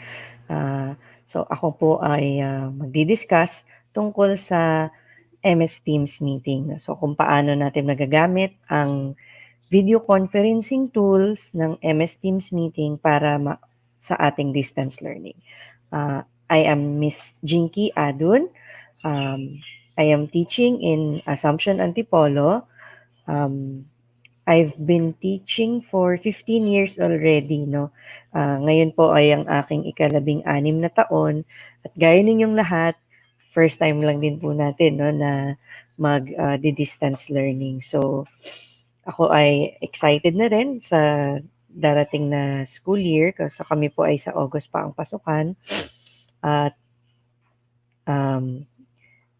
hinahanda na, gaya nating lahat, hinahanda natin ang ating mga sarili para sa school year na ito para maging mabuti pa rin ang pagbibigay natin ng mga aralin, no, para sa ating mga estudyante. So, MS Teams meeting, no? Bakit po MS Teams ang aking ituturo? Dahil yan po ang ginagamit namin sa aming school, no, sa Assumption Antipolo. Pinalad po kami na kami ay may subscription ng MS Teams, ng Microsoft, no, Microsoft 365. So, I think mula po mga 2 school years back, no, school year 2018, 2019, nagamit na po namin siya sa klase, pero hindi pa po namin nasubukan noon yung paggamit ng video conferencing tool kasi nga nasa loob naman tayo ng classroom, no. So, netong bakasyon na kita namin na magandang gamitin din siya. So, yun, isi-share ko po sa inyo kung paano natin maximize yung MS Teams meeting, ano yung mga basic and some advanced features niya na pwede natin gamitin sa ating mga klase. Okay, so mga ilang advantages and disadvantages lang po, no? Siguro ang una kong pwedeng mabanggit na advantage niya is accessibility.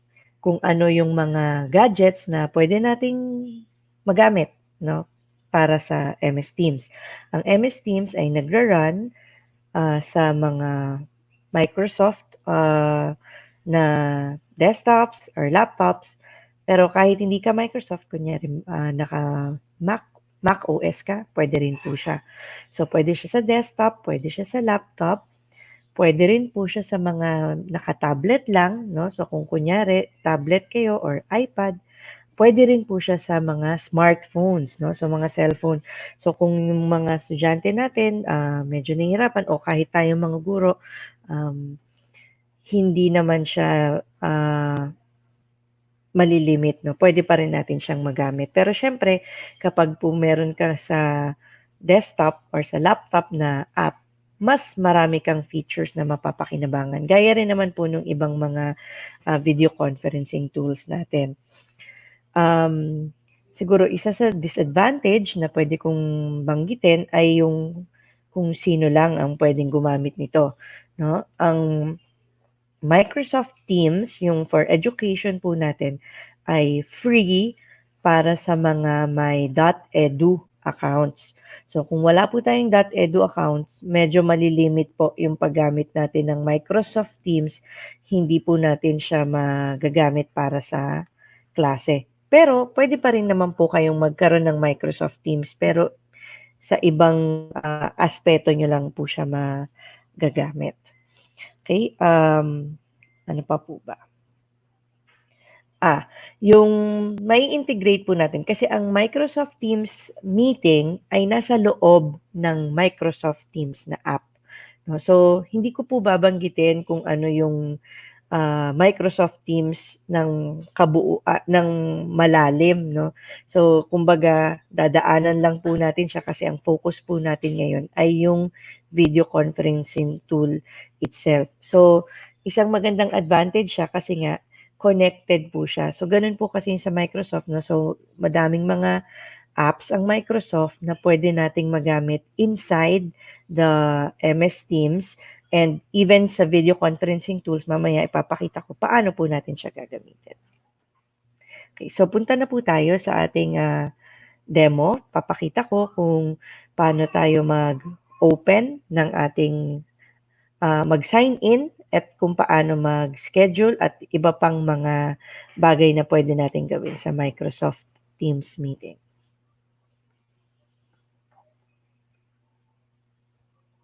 Before we go to the actual demo, let's try to look at the different plans that Microsoft has to offer.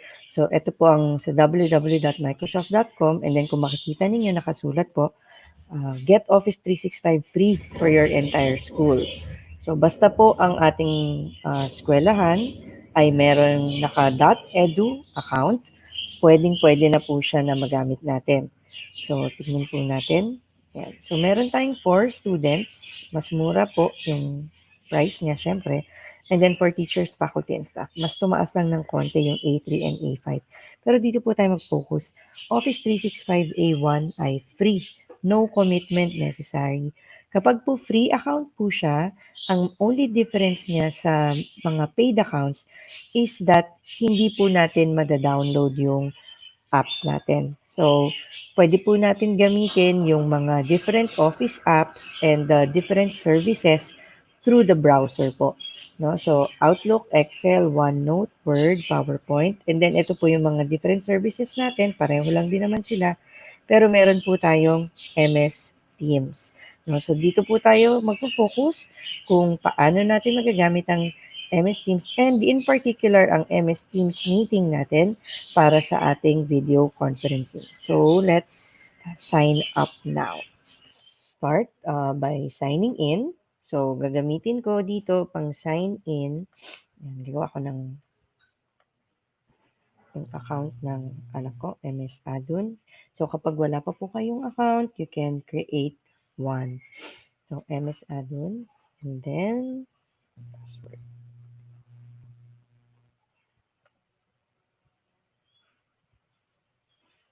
Okay. So, dito makikita ninyo no, na meron siyang option to download the desktop app and stay better connected. Kasi nga po, yung plan na meron kami ay pwede kaming gumamit ng app. So, for this demo, papakita ko yung use the web app instead. So, yan. So, dito sa account ng daughter ko, part siya ng dalawang team. So, yung grade 1 and then yung test team natin. So, dito yung gagamitin natin na test team. Yan. So, ito po yung pinaka-simpleng way no, na pag-create natin ng Teams meeting. So, kung mapapansin ninyo, kahit na students, pwede silang mag-create ng meeting natin. So, kunyari gusto nilang mag-meeting on their own, they need to meet as a class, kahit wala si teacher, pwede niyang gawin yon. Okay, so may meet, and then dito meron option to schedule a meeting. So, pakita ko po muna yung meet now. Ito yung difference no ng sa browser and sa desktop app. So sa browser, meron ka lang option to turn video on or off and then click na yung meet now. You can of course add subject and so on. Okay? And then click ng meet now. So papakita ko naman paano kung desktop app siya. Ayan. So dito po tayo sa desktop app ko. Okay. And then, pasok din po ako sa team, test team. Yan. So, instead of clicking meet, I am going to choose the arrow down option to schedule a meeting. And dito, no? So, new meeting, add title. So, kunyari, test meeting with Miss Jinky. Yan. Add required attendees. So, kung dun sa team mo siya at magre-require ka ng kailangan pumunta, then itatype mo yon, no? Pero, tapos pwede ka rin magdagdag ng additional na tao. No? So, kung kunyari, sasali ko si Francine, Adun, yan, tsaka si Margot, Adun. Yan. Tapos add optional attendees. Oh, kasama na natin si Franco,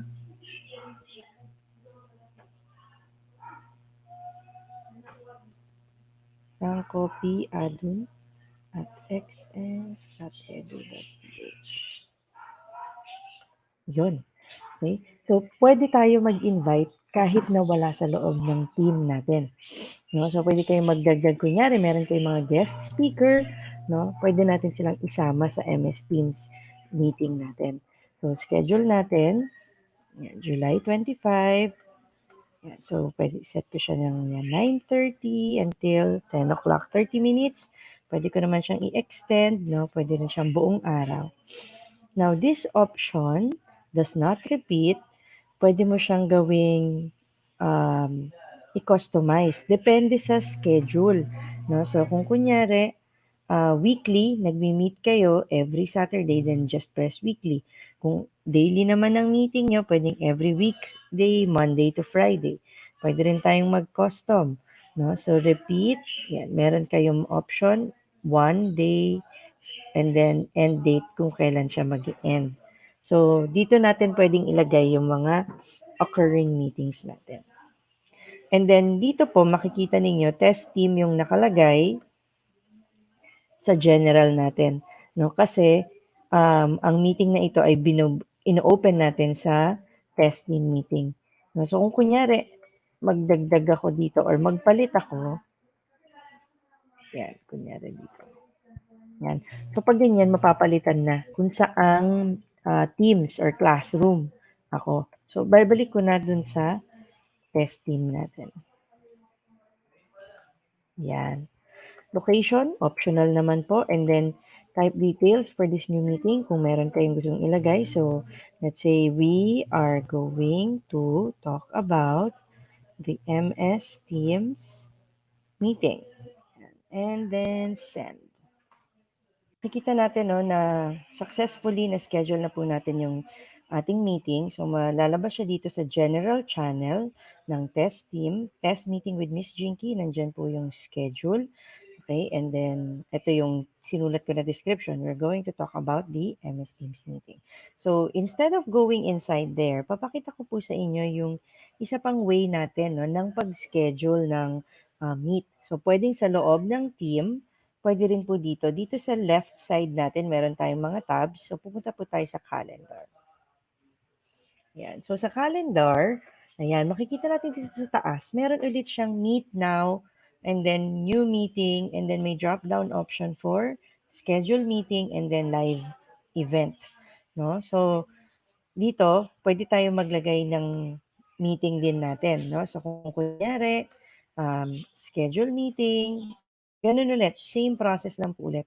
Tapos, let's say, ang gawin po natin, palitan po natin ito, no? I-edit natin siya.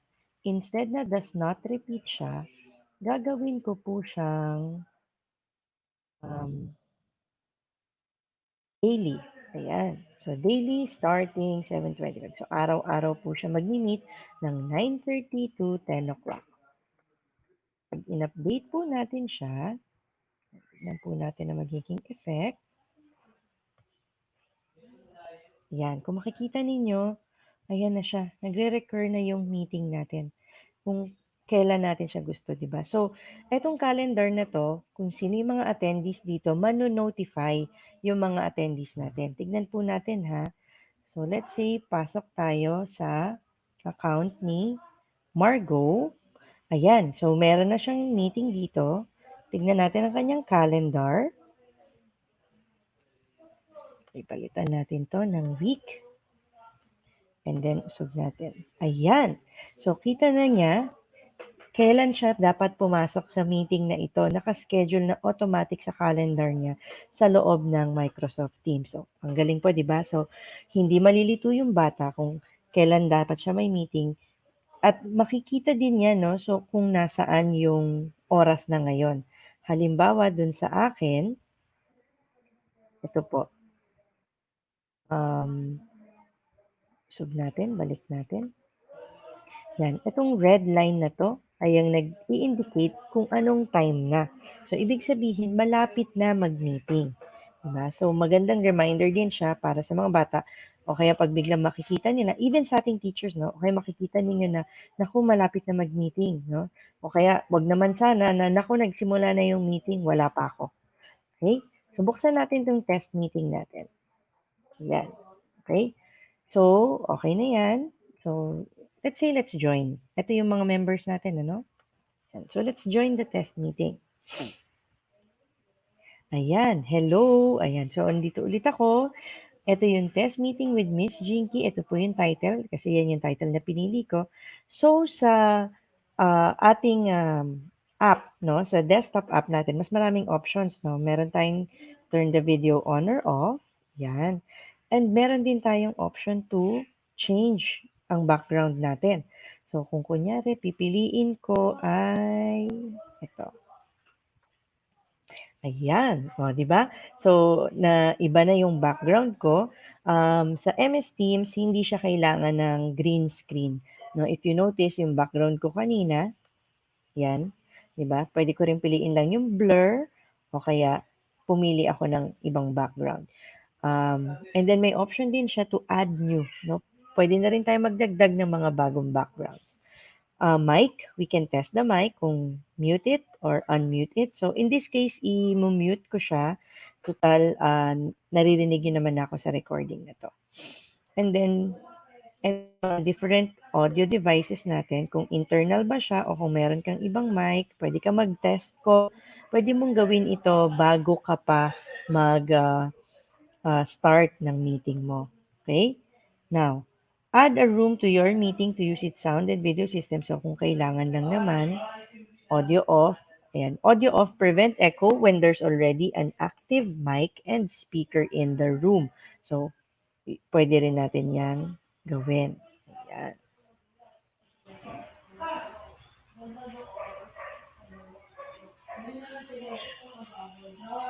Okay, so bubuksan ko yung aking ano. Ayan, no? So, ito yung feature natin sa ating MS Teams meeting. So, if you notice here, makikita mo yung runtime niya. And then, of course, the toggle for the camera, the mic. Then, may option to share. So, let's say, let's click on that. Ayan, I have an option to share a desktop, to share a specific window.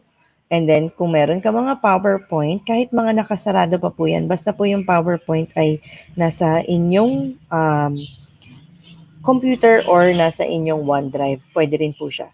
And then, pwede ka rin mag-share ng whiteboard and then freehand. Okay, so mamaya po natin bigyan ng example yung pag-share natin.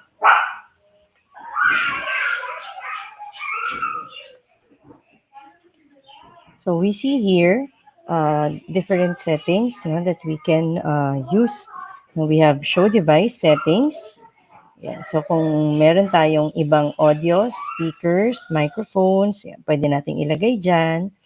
And then even camera. And then we also have the show meeting notes. Yan. So, ang show meeting notes, ito, isang magandang function din to ng MS Teams. No? Kapag inopen natin ang show meeting notes natin, so let's say here, naglagay ako ng motivation. Yan. So, pwede ako maglagay dito ng question for the students to answer, and then they can also write here. Or pwede rin po na mag-add ng new section, let's say, per group, gusto mo sila maglagay ng inputs nila, pwede natin ilagay yan dyan. And then, this meeting notes section, makikita natin yan sa View Notes tab. Okay, so if I click the View Notes tab, ayan, so dito, kita mo na yung test meeting with Miss Jinky, ito yon meeting notes.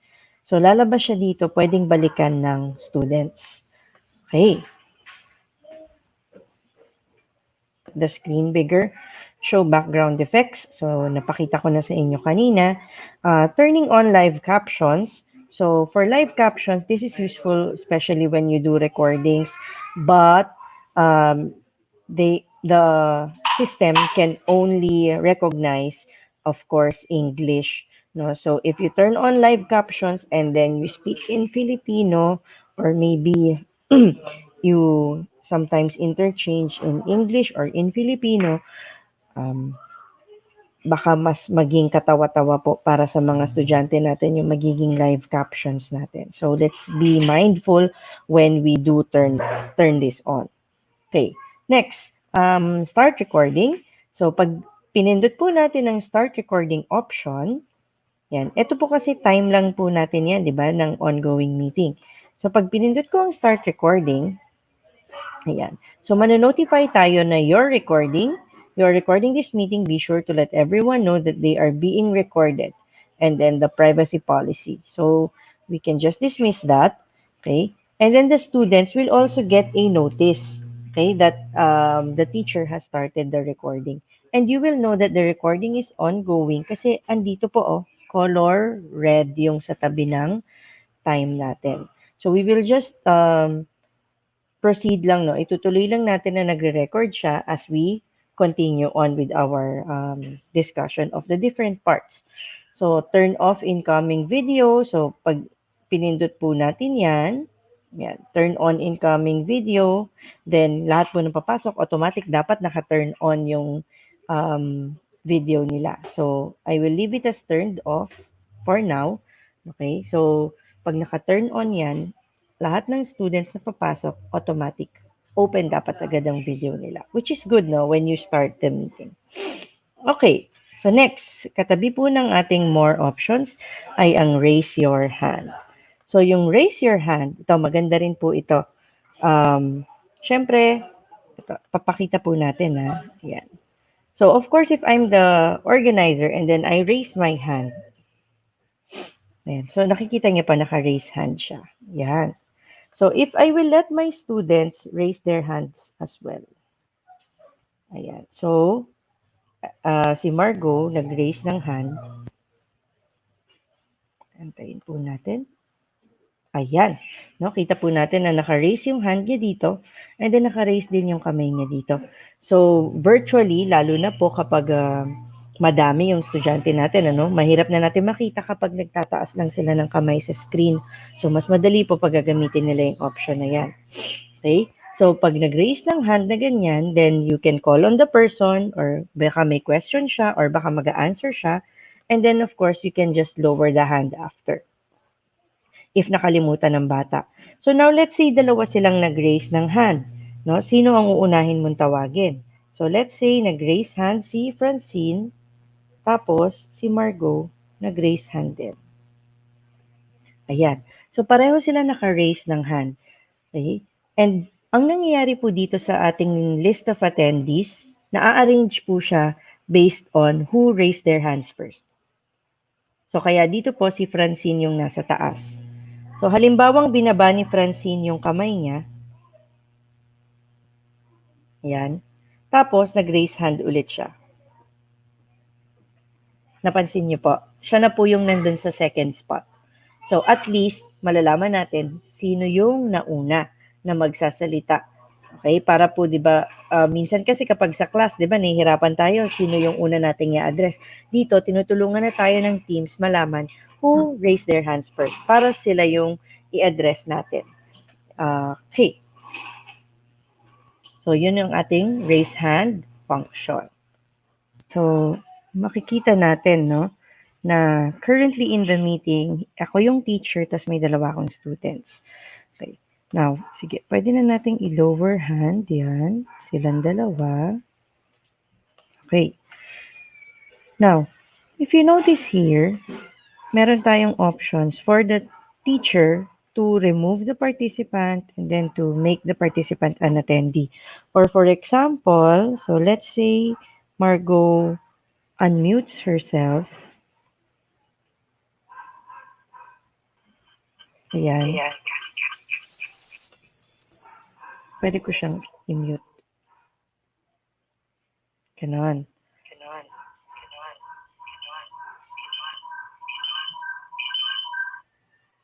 So, kapag may option ang teacher to do that. But the problem is, if the setup is like this, ang student, pwede rin niyang i-mute yung kaklase niya. Pwede rin niyang i-remove yung kaklase niya. Okay? Which is very troublesome, di ba? Baka mamaya, kung meron kayong estudyante na nanggugulo, mamaya wala ka ng estudyante. Di ba? Tinanggal na nung isang person. O kaya pwede rin siya mag-share ng sarili niya. So what we can do there is to make the students as an attendee. Yan.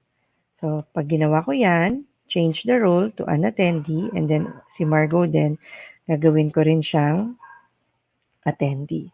Yan. And kapag attendees na lang sila, let's try to look at the view of Francine. Since attendee na lang siya at nandito si Margo, hindi ko na siya pwedeng i-remove or i-unmute. So, yun yung kagandahan nun.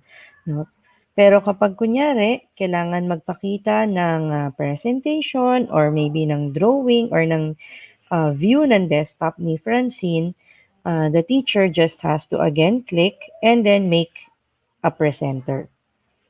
So pag ganito, pag tinignan natin, parang ang dali lang yan, di ba? Lalo na, dalawa lang naman yung estudyante ko.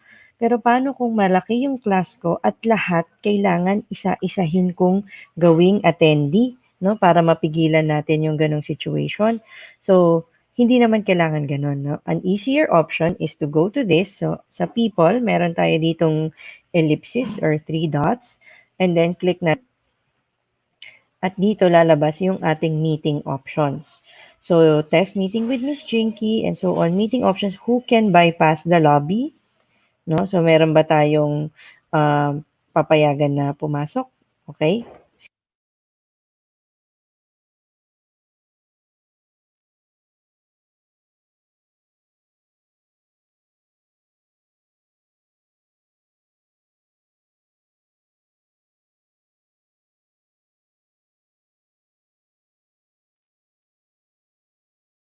can present, no?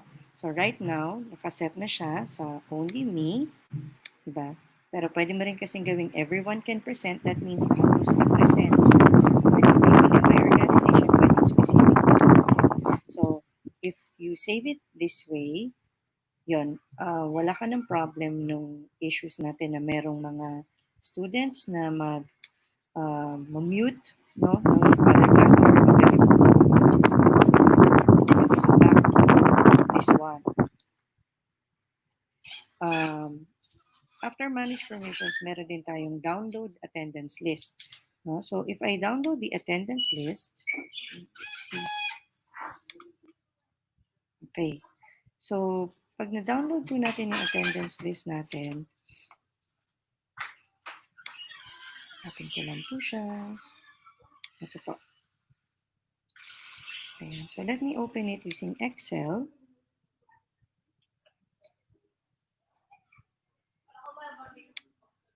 And this would be a great way for you to organize, no? To see who goes into your class, what time they go, what if they ever leave the virtual class, no? So makikita agad po natin. Ngayon po kasi 2 students lang ako, so medyo madali lang malaman. Pero kapag po more than 2, di ba? Pag let's say 40 na po sila and so on, mas madali natin makita kapag ganito. Okay, so halimbawa po dito, ayan. So pati ako kasama, kailan sila Hello, brother. pumasok, no? Yes, loud and So, clear. joined before means But nauna pa ano, sila ba't ulo kaysa ka lang? dun sa teacher. Okay? And then yung time. So, pag kunyari may nag-leave, mano-notify din po. Let me show you At another least ako meron ako contrast. another attendance list, no? Kanina po, kumuha ko. Ito po.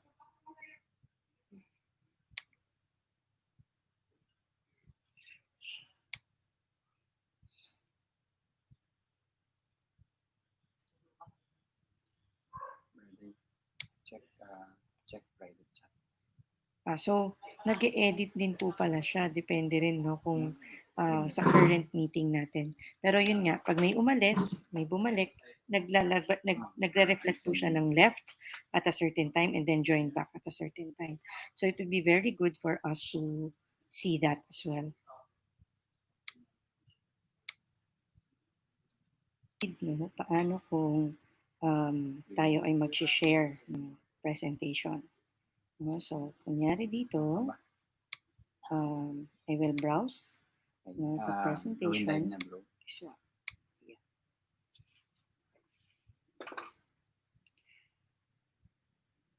So, when a presentation is shared, ito po ang view natin.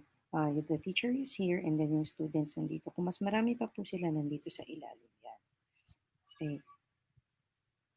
So, ayan, no? The presentation is inside the MS Teams. And then, ito po ang gusto kong i-focus sa inyo. Ito pong may slide 1 of 2. And then, meron tayo ditong arrows. Tapos, meron tayo ditong eye. No? So, ano po ang ibig sabihin nito?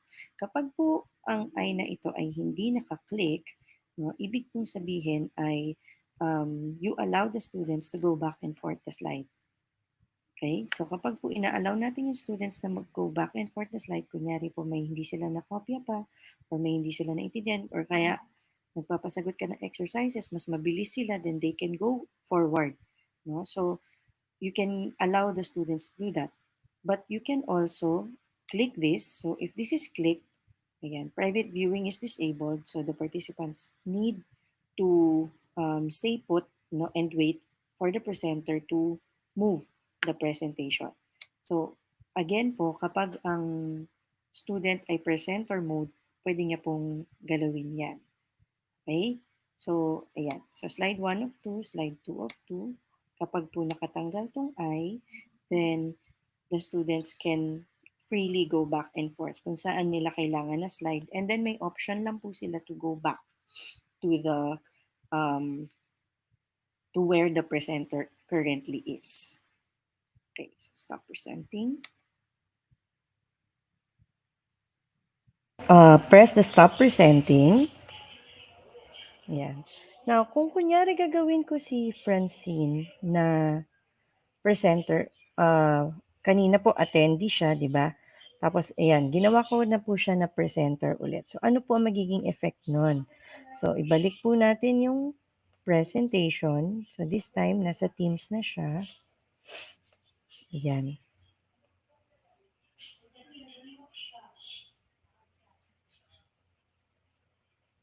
So, tignan niyo po yung difference. Kanina, kapag attendees lang, wala kang ibang kasama na presenter, kapag pinindot po natin yung I, wala na pong option yung students na gumalaw. Di ba ba?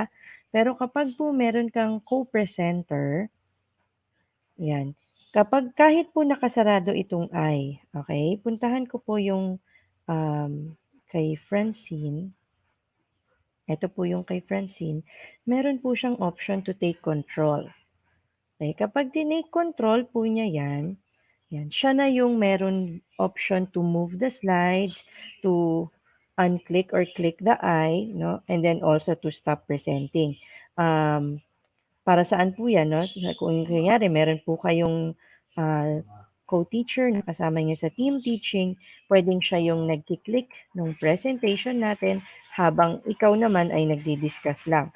No? So, paano kung gusto mong ibalik sa'yo yung um, control? Yan. So, nandito na ulit ako. Yan. Take control lang ulit. Yan. Diba? So, yun yung beauty and also warning na rin. No? When you make students presenters, pwede, let's say, an officer, pwede mong isama sa presenter, no? In case na kailangan mo ng additional help, no? Or again, yun nga kung meron kang kasama na teacher. Na gusto kong ipakita sa inyo, no, ay kung paano natin pwedeng gamitan ng MS Forms sa loob ng ating team meeting. So, MS Forms parang pwede siya for polls, for pop quiz, o kaya naman ay mga evaluation na gusto nating ipasend. So, ang ginawa ko po dito, if you will see here, no, sinendan ko ang students ng link to the MS Forms. So, once they click it and then they answer it, immediate, no, pwede nating ipakita sa kanila ang result. So, actually, I shared to them this one. Ayan. No? So, ito yung result ng class participation rubric. Ito yung pinapasagot ko sa kanila. Okay, so they will automatically see already sino mga sumagot, names, and then ano yung common scores, and so on, and then pati even yung substantiation. So, the feedback is immediate, no? Even if um, you are not with them, di ba? So kahit virtual lang yung pagsasama ninyo, kayang-kaya natin magbigay ng feedback. So, yun, no? So very rich yung mga pwede natin gamitin for the MS Forms. And then, last no, na gusto kong pakita is how do we end the actual meeting. No? So, first of all, notice na mayroon ka pang recording. So, kailangan i-stop mo muna yung recording. So, we go here, stop the recording, and then, yeah, are you sure you want to stop? So, once the recording is saved, automatic po, it will be processed and saved in the Microsoft Stream. No? And it will be made available, yung link po niyan ay magiging available doon mismo sa team nung inyong class. So, pwede agad siyang balikan ng mga students. Ayan. And then, when you are about to leave, no, please lang, no, just one reminder, please be the last one to leave. Okay? Wag po yung mga students natin ang iwan natin kasi pag naiwan sila dyan at hindi sila umalis, the meeting will go on kahit wala ka na po. So, if for example, let's say si Margot, umalis siya ng kusa, ayan. No? So, wala na siya. Pero si Francine ay naiwan doon. No? So, as hindi siya umaalis, pwede po natin silang i-remove. No? So, we go to the participants and then remove participant.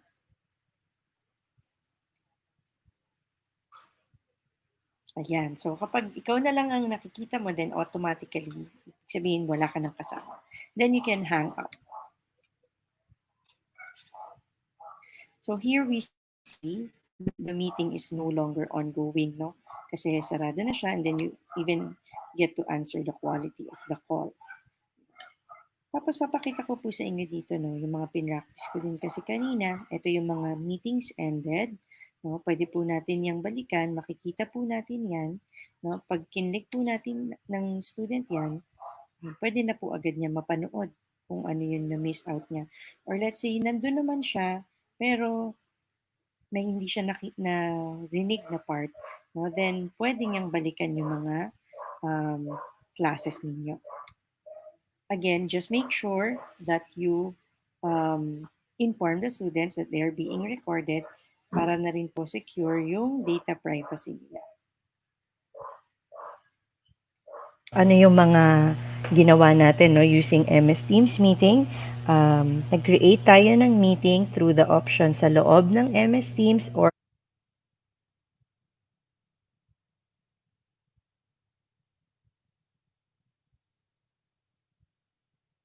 through the calendar. Pinakita ko din po na pwede tayong gumawa ng recurring meeting, and then nakita po natin yung mga basic features, how to record, yung mga raise hand function, pati po yung paano mag-track ng attendance ng using by downloading an Excel file, also to how to present PowerPoint and to give access to the students to go back and forth sa slides or not to give access to the students, and then also how to record, no, who gets to record. Yung mga presenters lang po ang pwedeng mag-record, no, kapag attendee po ang function ng ating students, hindi po sila pwede mag-record. And then tinuro ko din po paano natin pipigilan yung mga students natin from sharing unnecessary files or also muting or removing their classmates from the meeting. And then lastly is how to use MS Forms to add polls. No? Actually, marami pa pong features ang MS Teams meeting. Meron pa po siyang live event, and then eventually magkakaroon din po siya ng mga breakout rooms. No? Syempre, nakikita kasi nila kung ano yung mga need ng teachers natin, ng ating mga teachers, no, para sa school year na ito, dahil nga din na kakaibang school year siya. So I hope I was able to show you how effective or how we can optimize distance learning using MS Teams meeting. Thank you for listening.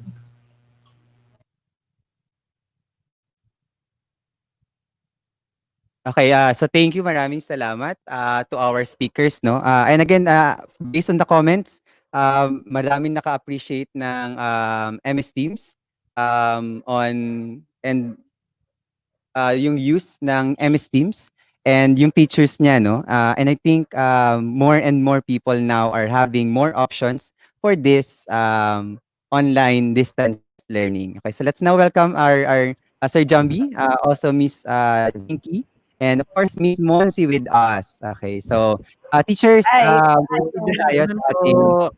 yes, good afternoon po. At again, maraming salamat Miss Monsi and of course Jinky for Reschedule. sharing Thank you. our audience. Okay. Again, we apologize. We can't have Miss Joy right now during our Q&A. So, teachers, we now open the live chat for your questions. So, please do type in your questions, and we'll be posting it and answering them here. Siguro, while we're waiting for questions, no, Miss Monzi and Miss Jinky, yung limitation siguro ng ating video conferencing tool in terms of accessibility in different devices. So, parang for example, ang gamit ko ay mobile phone, which will be the number one device ng many students and teachers. Will it be fully accessible or meron bang mga limitations? Ayan. So ako muna, sir. Yeah, go ahead, Miss Monzi. For Zoom po, yes, available po ang Zoom sa mobile phone. Pinakita ko po kanina. So, punta lang kayo sa Play Store, tapos i-download nyo lang po siya. Tapos, in terms of data usage, actually, ang Zoom po mas konti yung hinihingi niya na data kumpara sa Messenger. So, 'di ba? Kasi built talaga siya for meetings eh. So sa Zoom, Nabalitaan ko nga yan. opo. Yun. So, sa Zoom lang, paggamit yung mobile phone, syempre iba kapag laptop kasi nga marami kayo nakikitang participants. Pero pag sa mobile phone, parang mga tatlong tiles or tatlong videos lang po yung makikita nyo. Pero kung gusto nyo namang silipin yung ginagawa ng iba, pwedeng i-swipe nyo lang tapos makikita nyo pa yung videos ng iba. Mm. Ayun. Pero Yes, basically, kung ano po yung settings nyo doon sa laptop, ganyan, yun, parehas din po sa nung nasa mobile phone nyo. Yes. Okay. Thank you, Miss Monzi. And I think, again, siguro for students, mobile phone won't be a problem kasi they don't need naman to monitor the activities of their classmates. It's actually the teacher that it will matter kung mobile or laptop yung gamit nila kasi nga yung view mode ng laptop provides more students in one screen. Okay, so if you're managing your classes and you want to see what they're doing, yun lang yung magiging siguro small rotation. Miss Jean, siguro about MS Teams, may question sa baba. How to download daw po MS Teams? Downloading MS Teams kapag po ba sa laptop or sa desktop, no, through the Microsoft Office. So pupunta lang po sa Office, www.office.com. Tapos kung meron ka na pong account ng Microsoft, then mada-download na siya. Again, take note, kailangan yung email na .edu. Kasi Microsoft gives yung free Microsoft sa ibang account, sa ibang mga email. Pero kapag gusto mo yung MS Teams kasama, dapat .edu siya. Now, for sa cellphone naman and sa iPad or tablet, you can also download it in Play Store or in App Store, no? Available din naman siya. Type nyo lang yung MS Teams. Yan. So, pwede rin siya. Yes, thank you, Miss Jinky. In relation to that, there's a question. I think that the 3 applications are available in Play Store, right? Yes po. Okay, so lahat po yan, ang Google Meet, ang Zoom. Siyempre, inuna ko po yung Google Meet, no? So, dahil ako po ay Google Certified Educator. So, alam niyo na po dito sa bahay, away po talaga lagi kung ano ang platform ang mas maganda. Okay, pero again, depende yan sa gamit natin and sa functions na gusto nating i-perform ng tools na to. So, available po yan sa lahat sa Play Store po. Ito naman po, is it necessary to have a standard platforms in delivering online distance learning? Sir Jambi, do you have like an answer to this? Kailangan nga ba na pare-pareho ba dapat tayo ng platforms for online distance learning, lalo na for synchronous sessions? Okay. Ako naman, sir, within a school, yung primary reason why perhaps it's necessary to have just one platform kasi yung mga estudyante. Palagi nating isipin yung mga estudyante na hindi sila palipat-lipat. It will not create confusion to them. They will not have to download more than one application. So, maraming iba pang reason pero yun dapat yung number one na reason kasi mas conveniente sa estudyante pag isa lang yung ginagamit ng mga teachers Yes. niya. Okay. Across subjects, Sir Jambi, no, na if I'm using Zoom for science, for my synchronous sessions, better if the math teacher and the rest of the subject teachers would also be using the same platform para that the student would not require like multiple meeting rooms, multiple passwords, usernames for these platforms. Okay, so kailangan po mag-usap po tayo bilang isang Whichever is less complicated for them. Okay. Miss Monzi, ito tanong for Zoom. Paano po ba gamitin yung virtual background sa Zoom? Nag-try ako, not applicable sa laptop ko. Ano po ang gagawin? Yung sa virtual background po, hindi po siya applicable sa lahat talaga. So, meron yung iba, hindi nila nagagawa dahil po sa mga reasons na, let's say, sa processor ng laptop nyo, yun baka hindi rin updated yung ginagamit nyo na OS, ganun po. Tapos minsan, nagre-require po siya ng green screen, ganun. So, yun. Pero, sa iba naman, kahit malinis na background, okay lang, makikita naman po kaagad. Sir Jambi, may solution ka sa green screen, right?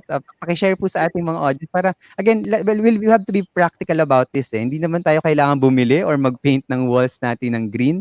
Madami pong paraan para to make our background green. Okay? So, di ba, Sir Jambi, pwede mo bang i-share kung anong ginawa mo para sa iyong green screen.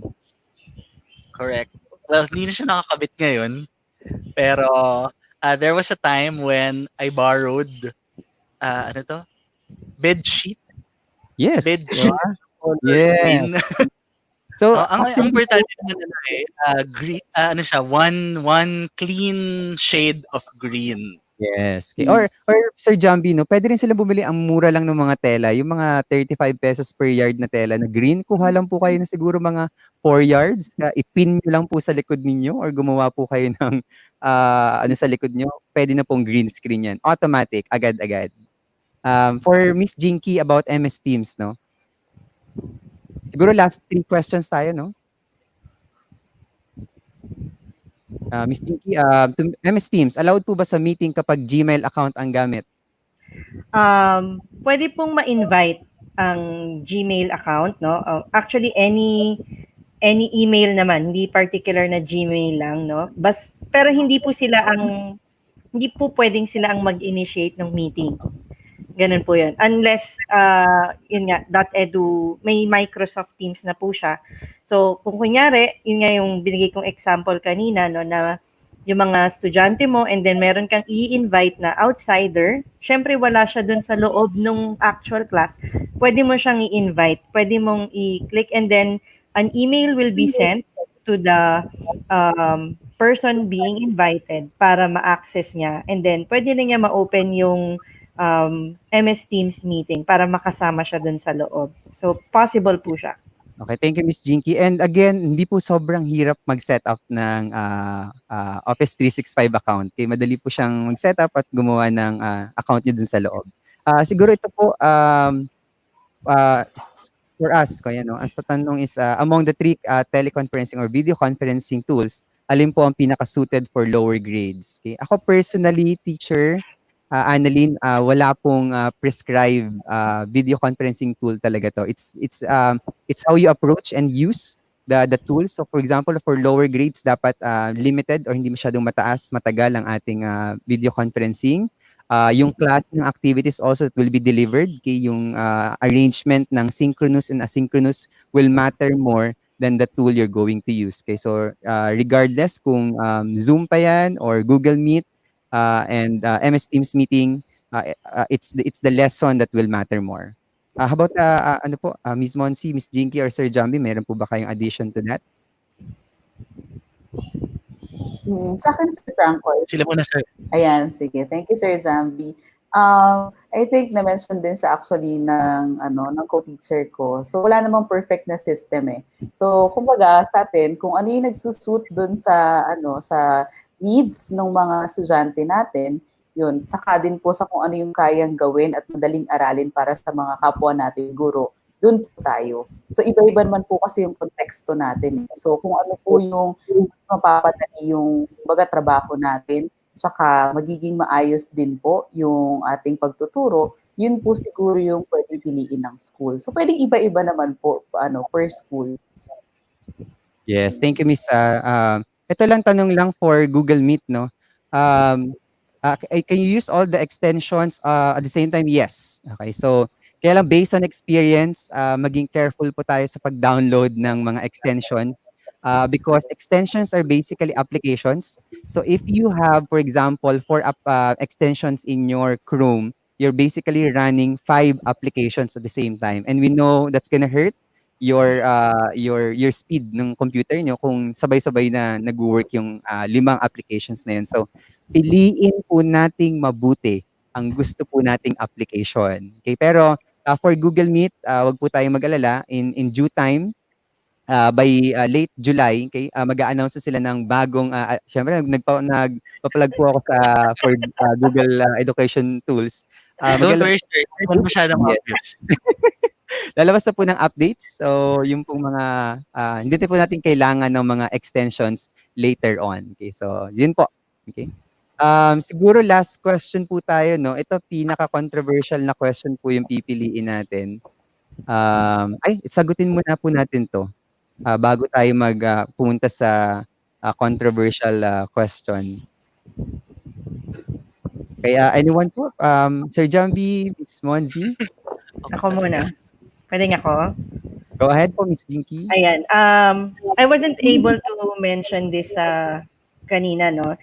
Tungkol sa speed ng net. Ang isang bagay na ginagawa ng MS Teams is that parang nag-auto mode siya depende sa bandwidth nung nanonood, no? So kung kunyari ang usual na kapag naka-laptop ka, ang usual na number of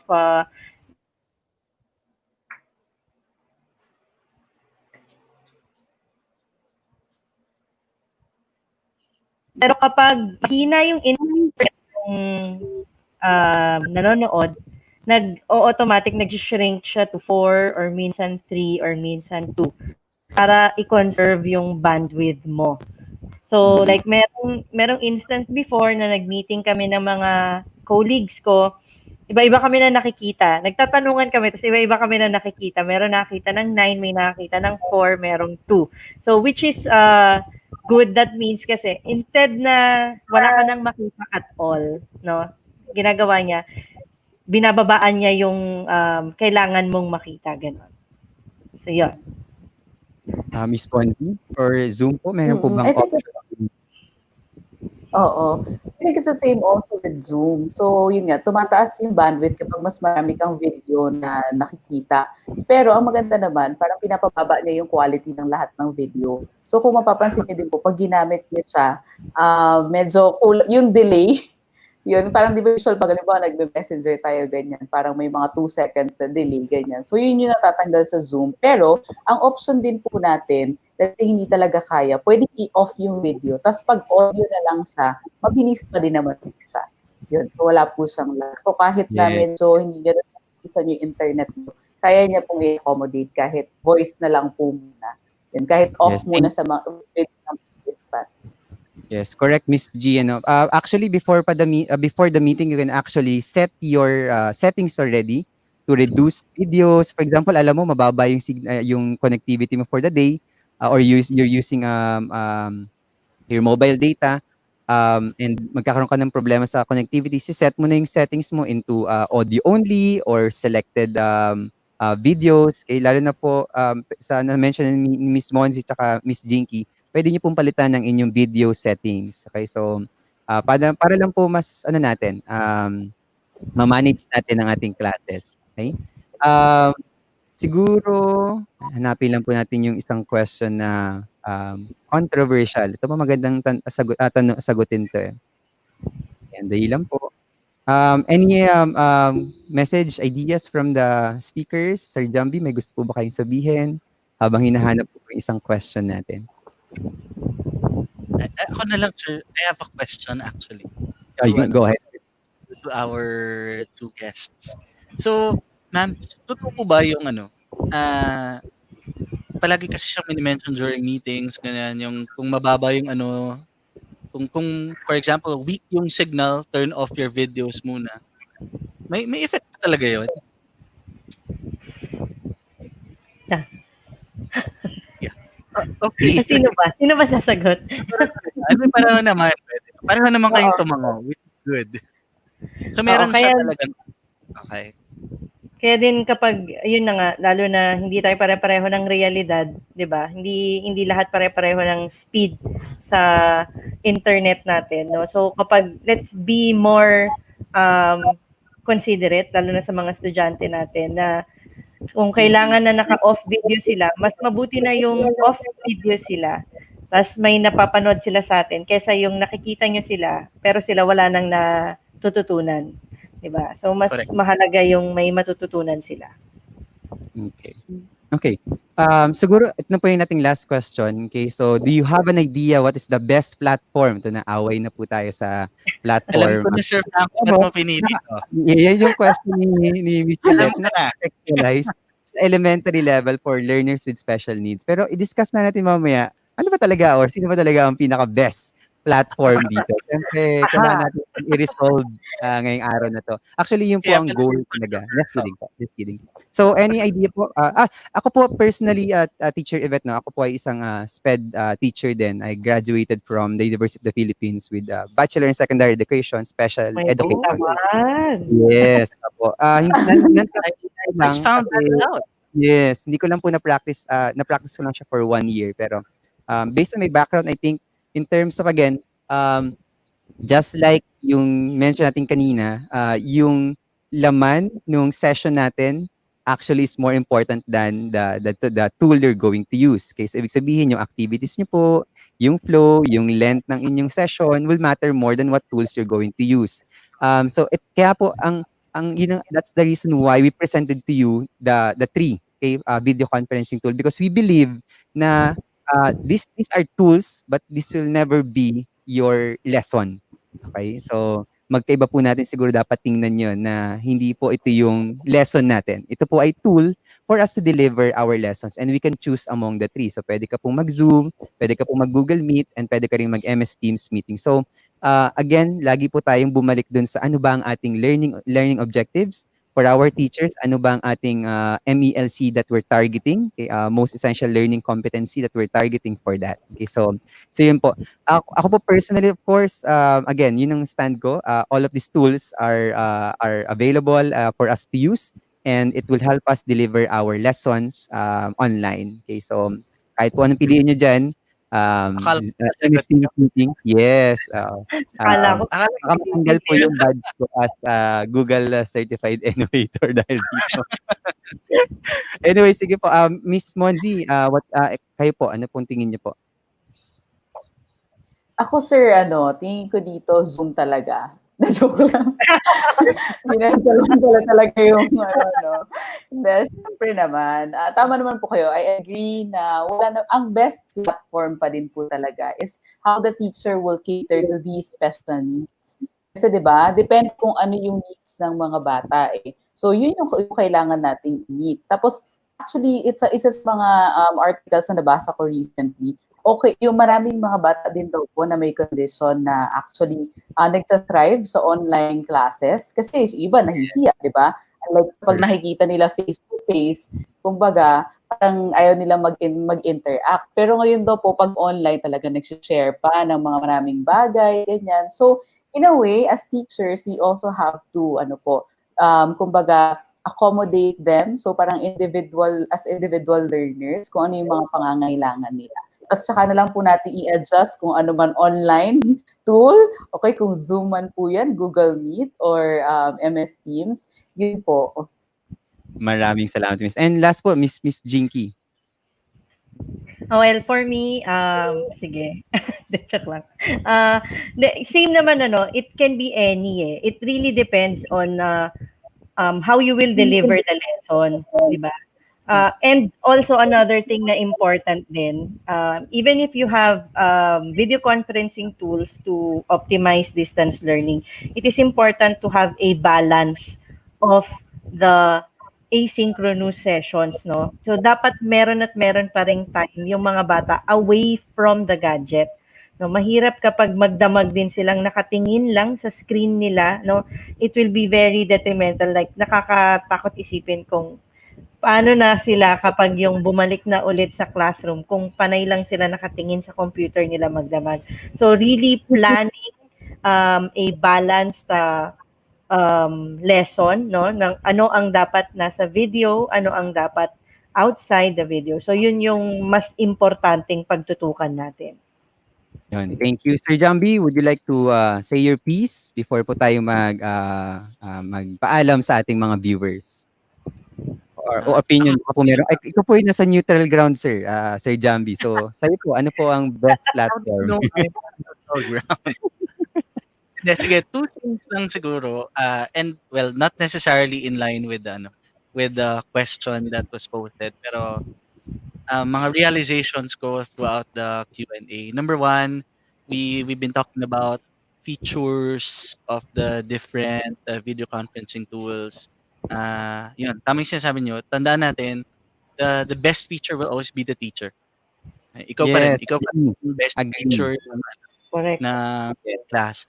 So, kahit paano yung ginagamit mo na na video conferencing tool, kaya nung teacher, kaya ng boses pa lang ng teacher, yung itsura pa lang ng teacher, yung strategies pa lang na ine-employ ng teachers, kayang-kaya na. And number two, I'm actually very excited about these programs about this setup kasi I have a great feeling na this will open up things not just for this coming school year, pero in the school years that will follow. So tama yung sinasabi nila kanina, ngayon nare-realize natin na there are students na normally sa loob ng classroom hindi sila nagpa-participate, pero ngayon biglang nagpa-participate sila. Ah, Ngayon din napapansin natin na we would have students from palaging nale-late, for example, palagi siyang nale-late sa class kasi malayo yung bahay niya, pero ngayon mas madali na. Okay? Kahit pumunta siya sa province, in the school where I teach in nga, we even have one student enrolled now na nakatira sa Oman. So kahit may time difference, pero nakaka-attend siya ng school. So can you imagine that? Filipinos or hindi na Filipinos lang, students from outside of the country are able to attend schools in the Philippines. So very excited ako because I have a great feeling na pwede naman natin 'tong i-carry over yung best practices na matututunan natin from this school year.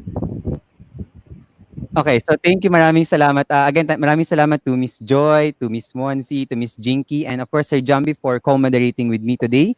And again, gusto ko lang i-highlight yung sinabi ni Sir Jambi.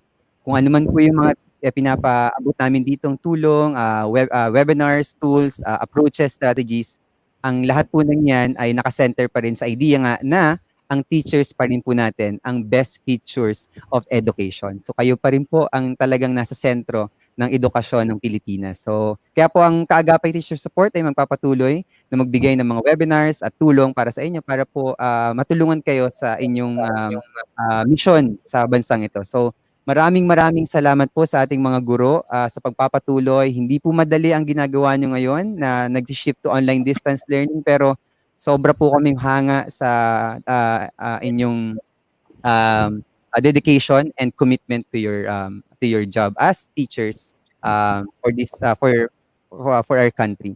So siguro bago lang po natin i-end, i-announce lang po natin ulit. Okay. Raffle ba 'to? Yes po, announce lang po natin ang ating evaluation and certificates. Okay, so please yes, please go to our Kaagapay Teacher Support page. And after 30 minutes after this broadcast, we'll be ending it in 2 minutes. And you may find evaluation links. There are 3 portals. You may choose any of the portals. Okay, so please just enter any portals, just one teachers, and you'll be done with your evaluation.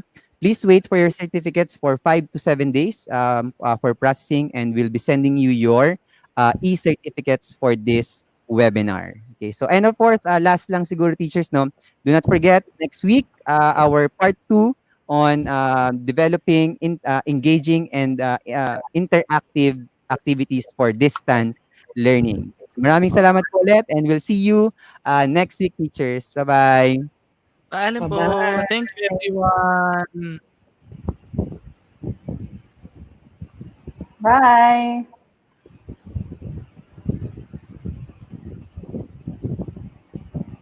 Eh,